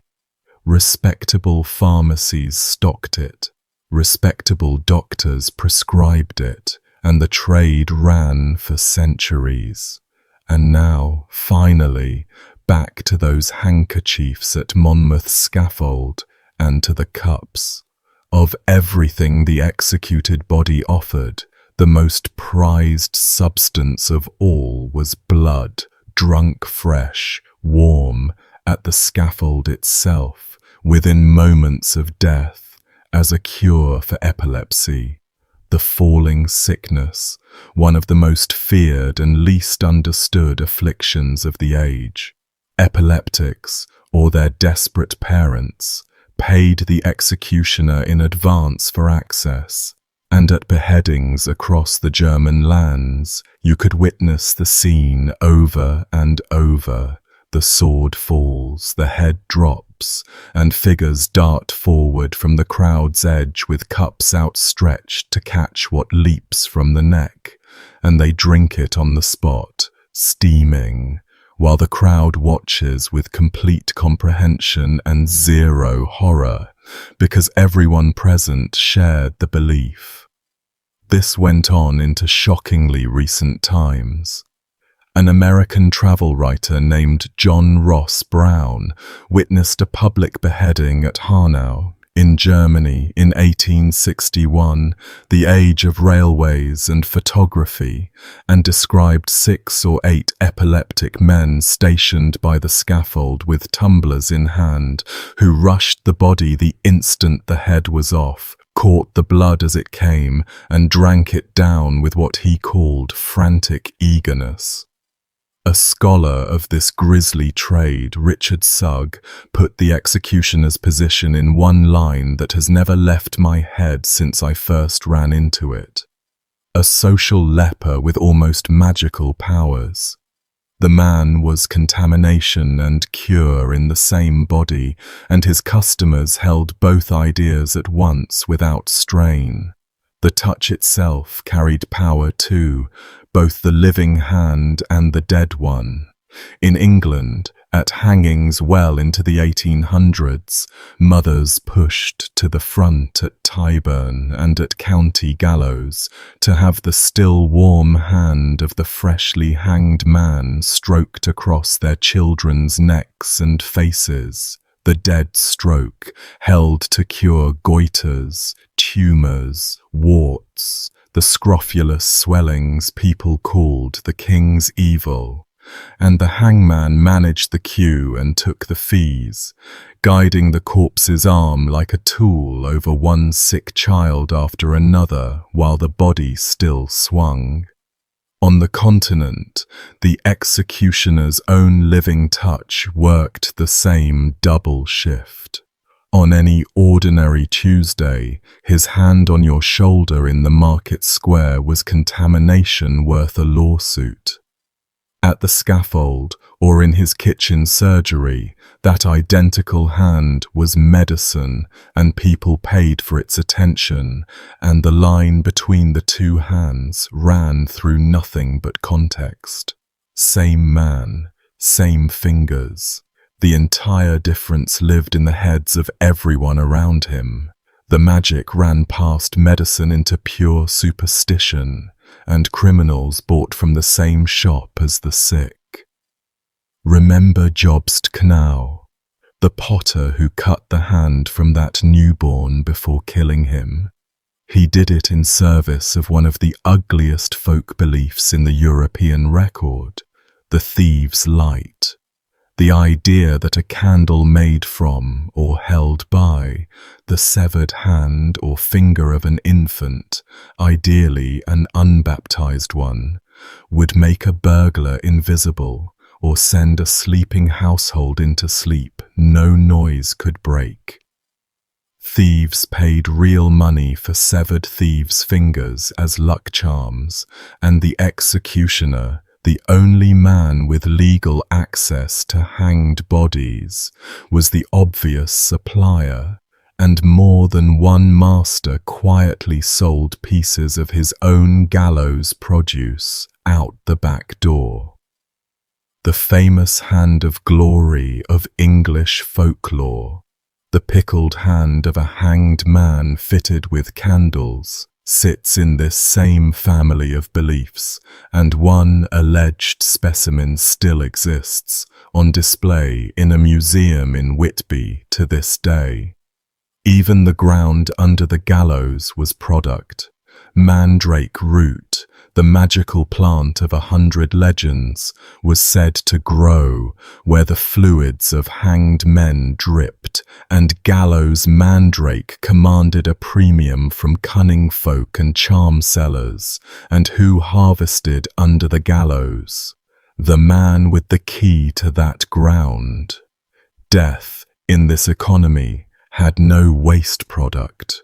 Fat, skin, blood, bone, fingers, even the soil it dripped on, all of it moved through the executioner's hands and came out the other side as merchandise. So take stock of the man we have assembled. Killer, torturer, veterinarian of sorts, sewage contractor, dog catcher, tax collector, bone setter, surgeon, pharmacist, charm dealer. Paid by the city, feared by the underworld, consulted by the sick, shunned at the market, seated alone at church. And on top of all of it, one more role, maybe the strangest one, spiritual co-star in the last hours of hundreds of human lives. So before we leave Frantz's Nuremberg, follow one full execution day from his side of it, beginning to end. The choreography of those days says more about this world than any single method does. 3 days before the end, the condemned learned their sentence, and from that moment they stopped being a prisoner and became the poor sinner, an almost ceremonial figure, and the city's full attention bent toward them. Chaplains moved into the death cell more or less around the clock, singing hymns with the prisoner, coaching them toward a good death, calm and repentant. Because in this society's deepest belief, a criminal who died right walked off the scaffold into heaven ahead of half the audience. The waiting itself happened in the hole, and the hole earned its name. Nuremberg's death cells sat below street level under the town hall, small stone chambers off a cramped corridor, dark at noon, cold in August, furnished with straw and a bench, and the jailer and his wife lived down there among their prisoners, cooking for them, listening to them cry through the doors at night. Respectable citizens walked across the pavement above it every day, on their way to the market, over the heads of people counting their last hours in the dark, and most never gave the ground under their shoes a thought. The condemned came up out of that darkness into their final morning blinking like miners. On the last morning came the famous meal, the hangman's meal, and Nuremberg did not do this by halves. Whatever the poor sinner wanted, within reason, arrived at the cell, and the traditional centerpiece was an entire roasted goose, plus wine, and this for a prisoner with hours to live, and some of them ate every scrap of it, and some could not touch a bite, and the wine flowed either way, since a slightly drunk poor sinner was steadier on the scaffold, and everybody involved understood that arrangement perfectly. Then the warden's phrase at the door, "The executioner is at hand," and the scene this video opened with, Frantz in his finery, the request for forgiveness, the shared St. John's drink. Then out, past the judges seated in the open air at the blood court, where the scribe recited the confession and the crimes aloud, and the sentence was proclaimed in the name of the laws of the Holy Roman Empire, and each of the jurors in turn spoke his formal assent. The same sentence 12 times down the row. What is legal and just pleases me. What is legal and just pleases me. And the condemned was invited, and this is real, to thank the court, to formally absolve the men who had just ordered his death. And most of them did it. And then a staff was ceremonially snapped over the condemned's head. The breaking of the staff, the sign that the law was finished with them, and they now belong to the executioner. Then the procession, and the procession was the gauntlet. A mile or more through packed streets, church bells tolling the poor sinner's bell, the crowd pressing close enough to touch, shouting encouragement or abuse, and Frantz walking beside his charge, and his journal and the court records show how much of his craft lived in this walk. He timed it, managed it, hurried it through hostile stretches, slowed it where the mood was warm. He was, among everything else, a handler, keeping a shattered human being upright and moving toward the Ravenstone, and the humane touches recorded along these walks stay with you. A woman allowed to wear her favorite straw hat to the scaffold. A condemned poacher allowed to wear the wreath his sister had woven and sent him. Small permissions, inside a machine built to kill, granted by the machine's own operator. At the stone itself, the final performance. The poor sinner was expected to address the crowd, forgive the executioner out loud, forgive the judges, warn the young against the path that brought them here, and the crowd judged all of it openly. A steady speech and a brave death sent thousands home glowing. Then the chair, or the kneeling, the bared neck, a chaplain's voice going, and Frantz's one motion, and if the motion was clean, and with Frantz it almost always was, the head came away in a single beat, and he lifted it by the hair and showed it to the crowd in the prescribed manner, and the whole square exhaled at once.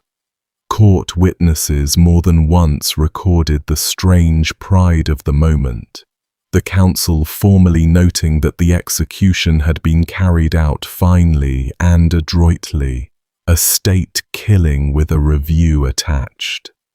Then the crowd dispersed to the taverns to discuss the performance. The vendors packed their sausage carts, the epileptics wiped their cups, and Frantz Schmidt walked back across his covered bridge over the river into the house in the middle of the water, took off his good clothes, and by every surviving indication, sat down and updated the journal before anything faded. Another name, another line. Now for the question that hangs over all of this. What did the work do to the men? Honest answer, the sources mostly will not say, because the men mostly would not say, and Frantz, our single best window, guarded his interior like a fortress for 45 years of journal keeping. But the record catches things at the edges, and the edges are eloquent. Start with recruitment, with how a person even became this. Sons inherited, we have covered that, the trap of birth. The other main door in is almost worse. Courts sometimes offered a condemned criminal his life on the condition that he take the vacant post of executioner, and men standing under their own gallows said yes. Obviously, they said yes, and walked down from their own execution into a lifetime of performing everyone else's. Records across the German lands and beyond show hangmen recruited exactly this way. Thieves and killers turned instruments of the law that had nearly killed them, and the arrangement had a nasty circularity to it. Since an executioner who later went crooked, and some did, country hangmen especially drifted along the edges of the underworld they serviced, could end up climbing the scaffold one last time in the other role, the same shoulders that had carried the sword under it. It happened enough that the profession told stories about it. Then the breakdowns, and they surface in the records exactly where you would expect, at the beginnings. First executions, apprentices, sons, teenagers like Frantz, had been at Steinach with his father watching, and not all of them had his hands or his father's coaching. Accounts survive of young executioners freezing on the platform, botching first strokes out of pure nerve, being sick, and every practicing master understood that the first one decided everything. Either the boy crossed over into the man who could do this, or he broke, and a broken first execution in front of a crowd could finish a career before it started. With the crowd consequences, we have already toured. And even for the ones who crossed over, the isolation never lifted. Colleagues were rivals for scarce posts. Honest men avoided them. Their own households were staffed by assistants as dishonored as themselves. Drink got a great many of them, the chur executioner swaying at the block being merely the one who got stoned for it. And when you set Frantz's lifelong sobriety against that background, it stops looking like quirk and starts looking like armor, one man's decision that the trade would not get him the way it visibly got the others. He did not work alone, by the way. A master of Frantz's standing employed assistants, known in the German trade by the wonderful title of Löwe, lion, plus the knacker's men, plus servants. And every one of them shared his dishonor by association, so his staff was recruited from the only pool available. Other dishonorable families, drifters, men with nowhere better to be. His wife, meanwhile, ran a strange household economy, part farmhouse, part clinic, ropes and swords in one room, salves and splints in the next, and executioners' wives show up in the records as full participants, mixing the ointments, dressing patients' wounds, managing the fees, and in that one piece of Bavarian family law, finishing a beheading. One wrinkle surprises everybody who studies these people. The dishonorable defended their honor constantly, ferociously in court. Archives across the empire bulge with lawsuits brought by executioners and knackers against neighbors who insulted them because their own world ran on an internal ladder of standing, honorable executioners and shameful ones, respectable knacker clans and trash. And a man at the top of the dishonorable heap would litigate for years over a slur, demanding formal apologies and damages. Society told them they had no honor. They flatly declined to believe it, and they sued. Family was the deepest wound, and here Frantz's own story carries the theme. In 1580, he married Maria Beckin, and the fact that the wedding happened at all was its own small scandal, worked out under the council's protection, since giving a daughter to the hangman cost a family its standing. 7 children followed, raised in the house on the river, inside the same quarantine their father had grown up in. Other children held away from them, every trade barred to the boys in advance. And Frantz, who had spent his whole life climbing out of exactly that pit, now watched his own sons standing at the bottom of it, and everything he did in his last decades, and I do mean everything, aimed at getting them out. He buried Maria in 1600, and he buried several of the children too across the years, plague years among them. And the journal, which records the deaths of hundreds of strangers with dates and details, falls completely silent on the deaths inside his own house. Whatever that silence was, discipline or grief with the lid held down, it is the loudest thing he never wrote.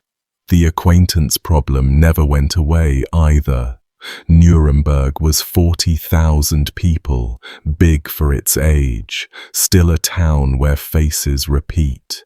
Across 4 decades, the men and women delivered to Frantz's hands included people he had flogged years earlier and warned, people he had tortured and released, repeat customers of the criminal system whose files he knew by heart, and his journal tracks some of them across years.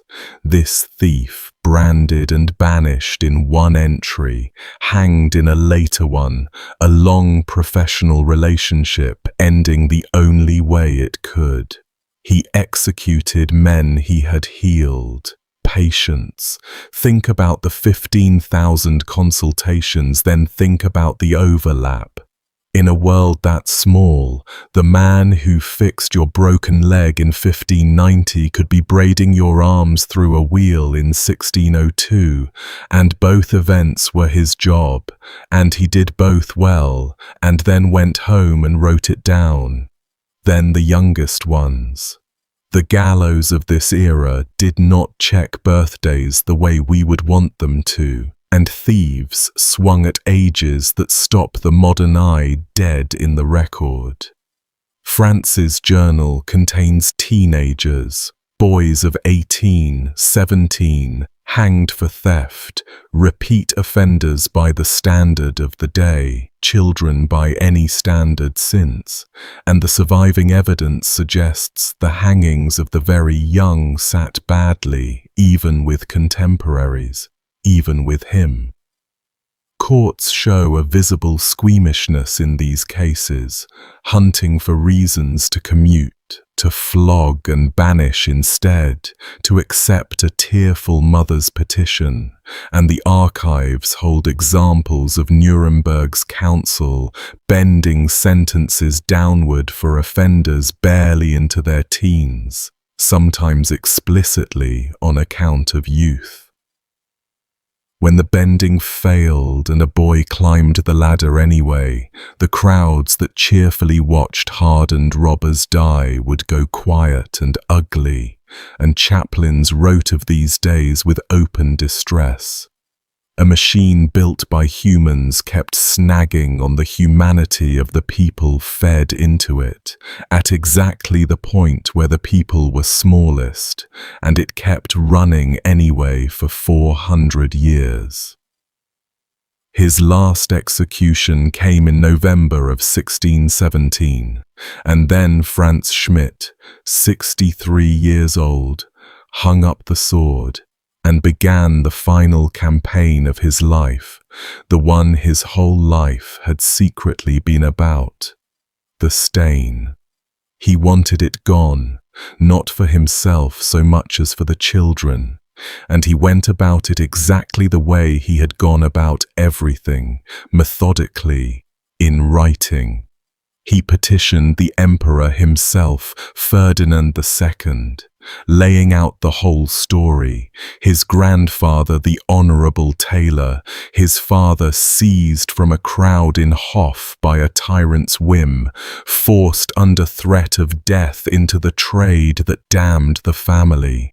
The 60-plus years of blameless and sober service the Schmidts had given since. The petition worked its way through the imperial machinery, and in 1624 the answer came down from Vienna, and the language of the decree survives. The inherited shame of Frantz Schmidt was, by imperial power and clemency, abolished and dissolved. One document, 71 years after the afternoon in Hof, and the curse was legally over. Nuremberg granted him citizenship in the city he had served for 4 decades and could never before belong to. His children were free, eligible for honest trades, clean. He lived another decade as what he had always been underneath it all, a respected medical man, and died in the summer of 1634. Around 80 years old, and Nuremberg gave him the last scene, and it is the right last scene. A large funeral, attended by respectable citizens in numbers, and burial in consecrated ground at St. Rochus Cemetery, an honourable grave in an honourable churchyard, for a man whose profession was traditionally tipped into pits by the gallows. The boy who practiced on rhubarb stalks in a cursed household in Hof went into the earth as a citizen, mourned in public, and if the dead keep score, somewhere Heinrich Schmidt, the woodsman who begged a Margrave not to ruin his bloodline, finally got his answer. The Schmidts escaped the trade. Most families never did, and the final stretch of this video follows the ones who stayed in it, generation after generation. The dynasties carried all of this forward in time much further than you would expect, and the greatest of them all was French, the Sansons of Paris. Their story starts, fittingly, with a marriage nobody honourable would have made. In the 1680s, a former soldier named Charles Sanson married Marguerite Jouen, daughter of the Executioner of Dieppe, and by the logic we know so well by now, the marriage decided everything. He took up his father-in-law's trade, and in 1688 he became Executioner of Paris. The post then passed from Sanson's father to Sanson's son, unbroken, for 6 generations and 159 years. The holder bore an almost royal courtesy title, Monsieur de Paris, and wore, in the early generations, a red cloak on the scaffold, and Parisians whispered that the family name itself sounded like Sanson, without sound. The silence after the screaming stops. Parisians are like that. The famous one, the one the whole dynasty gets remembered through, was the 4th, Charles-Henri Sanson, born in 1739, and with him the family curse found its cruelest target, a gifted and sensitive man. He studied medicine. He played the cello and the violin seriously. He dressed elegantly and practiced free healing on the side exactly as Frantz had and wanted, by every account, any life other than the one waiting for him.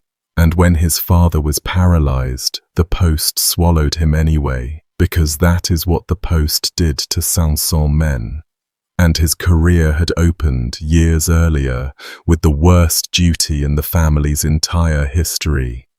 In 1757, a man named Robert François d'Amiens scratched King Louis XV with a penknife, barely drawing blood. And for that scratch the courts revived, in full, the medieval sentence for regicide, and young Charles-Henri was on the scaffold crew that carried it out.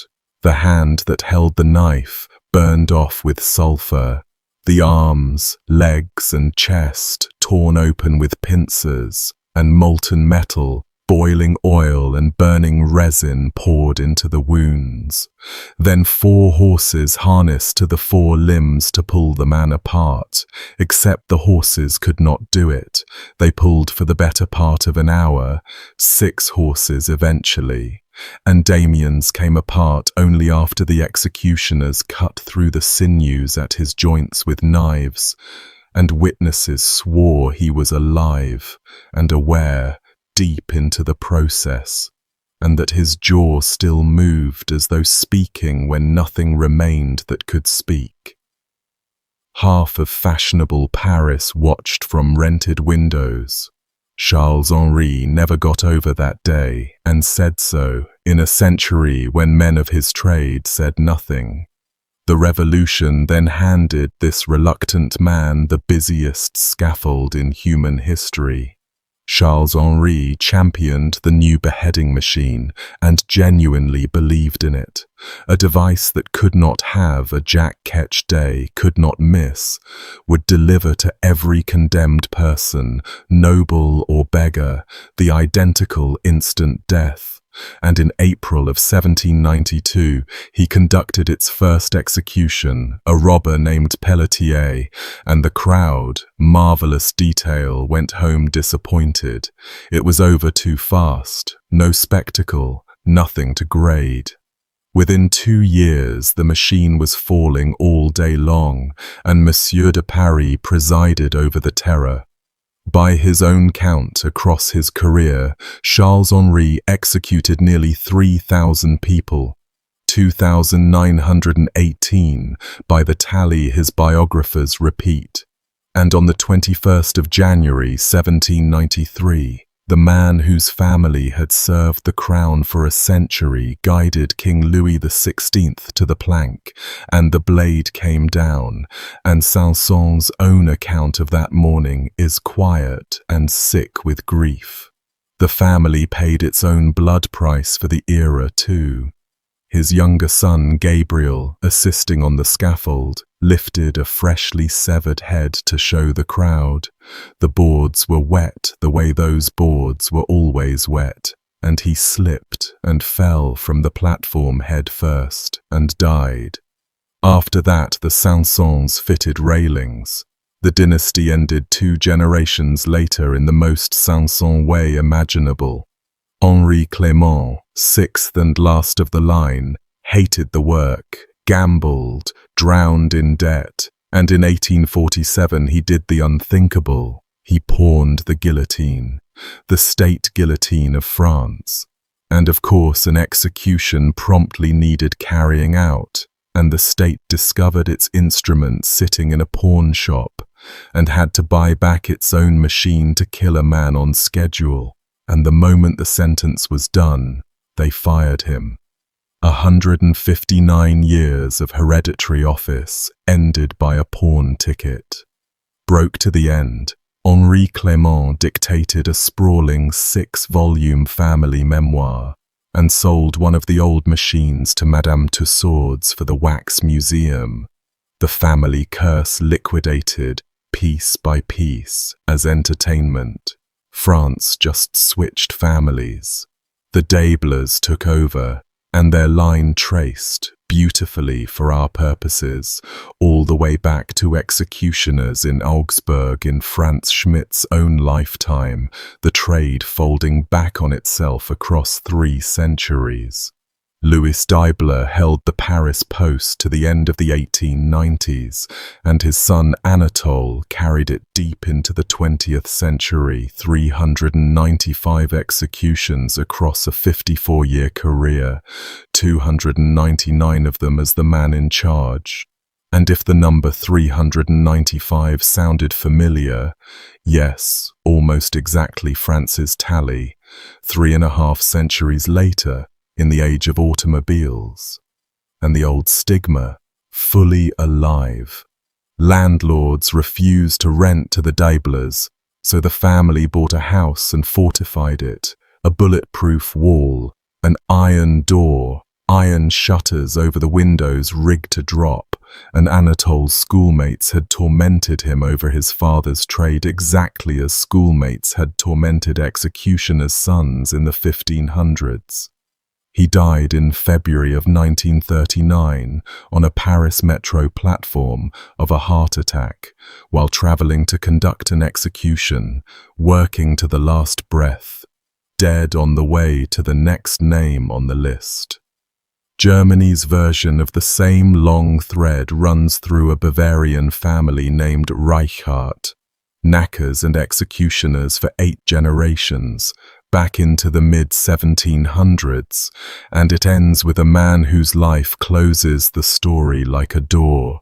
Johann Reichhardt, born in 1893, took over the Bavarian state executioner's post from his own uncle in 1924, working with the falling blade machine, and then history did to him what history did to everyone in Germany in those years, and his ledger grew into the largest of any man in this video, 3,165 executions, most of them under the government that took power in 1933, when political death sentences became an industry, and Reichhardt travelled between prisons like a contractor with a route, driving his own car with the dismantled machine in tow, working in the old formal costume of the Bavarian office, black coat, white shirt, white gloves, top hat, a 19th century gentleman's uniform carried into the neon 20th.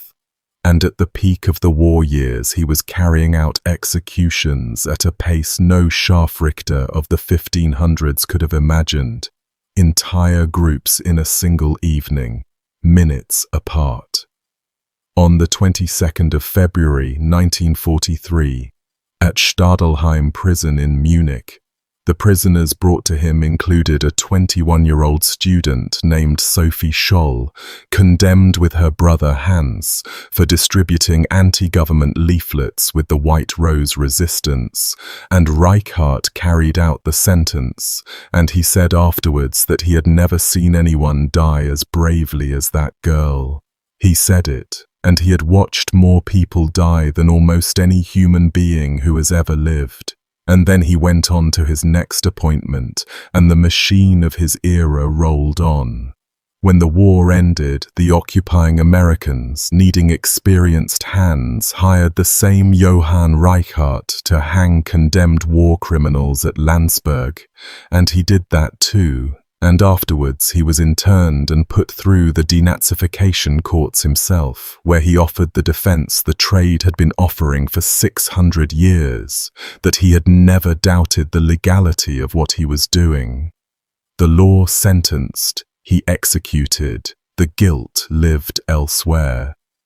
The courts eventually let him go. His own life, though, delivered the old verdict anyway, the one that had found Heinrich Schmidt in 1553, because the ancient stain turned out to have survived everything, the Enlightenment, the railways, the 20th century. His marriage collapsed.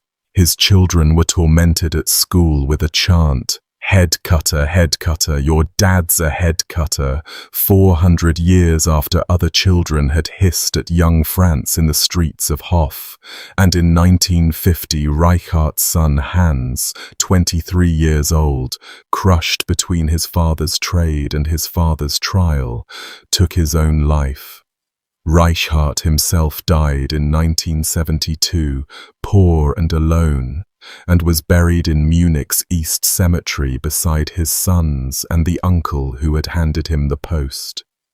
In France, the last of the line, Marcel Chevalier, performed that country's final 2 executions in the late 1970s, and in 1981 France abolished the death penalty. And the office of Monsieur de Paris, born under Louis XIV, simply ceased to exist, its last holder living out his days as a printer, an ordinary man with an extraordinary former job that no one needed anymore. As for the great stain itself, the contagion, the tongs for the coins and the separate pew, it dissolved when it finally dissolved with strange quietness. Revolutionary France abolished the whole doctrine of dishonorable trades in 1791, declaring the executioner a citizen like any other, and the German states followed through the 1850s, striking the ancient category of the unehrliche Leute from their law books with a stroke of ink, and no crowd rioted, and the sky did not fall, and within a couple of generations people had to be told by historians that any of it had ever existed. And the families themselves, freed at last to choose, made a move so fitting it feels scripted. A striking number of the old Executioner Dynasties went into medicine, formally this time, with degrees. All those generations of bone setting and wound dressing and anatomy learned at the scaffold flowed straight into licensed practice, and the descendants of men who had been refused a seat in church became the physicians and surgeons of the very towns that had shunned their grandfathers, and their patients by then had no idea. 6 centuries of ruined bloodlines annulled in a clause. And the hangman's house? Still standing in Nuremberg. The little building on the island in the Pegnitz, with its covered wooden walkway, was lovingly restored after the war, along with the rest of the shattered old city, and today it is a small museum about Frantz Schmidt, and tourists stroll across the bridge all day long, taking photos over the water, walking in cheerful crowds through the doorway of a man no honest citizen would once stand beside.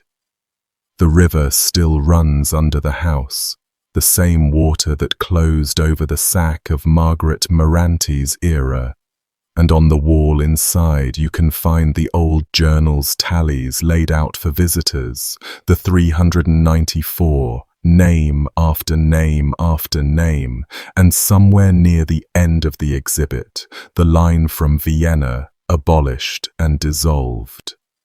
People tend to go quiet in that last room, I am told. Then they walk back across the executioner's bridge, over the running water to the shore, where everybody belongs now. All right, that is where I will leave it tonight, on the bridge. Thanks for staying down here in the dark with me. You are made of sturdy stuff. If this one held you, Pass it along to a friend with a strong stomach and toss me a like on the way out. It really does help. Tell me in the comments which detail is going to follow you around this week. Mine is the cups. Patreon and YouTube membership links are in the description and the pinned comment if you want to keep this strange little ship afloat. Rest easy, and I will catch you in the next one.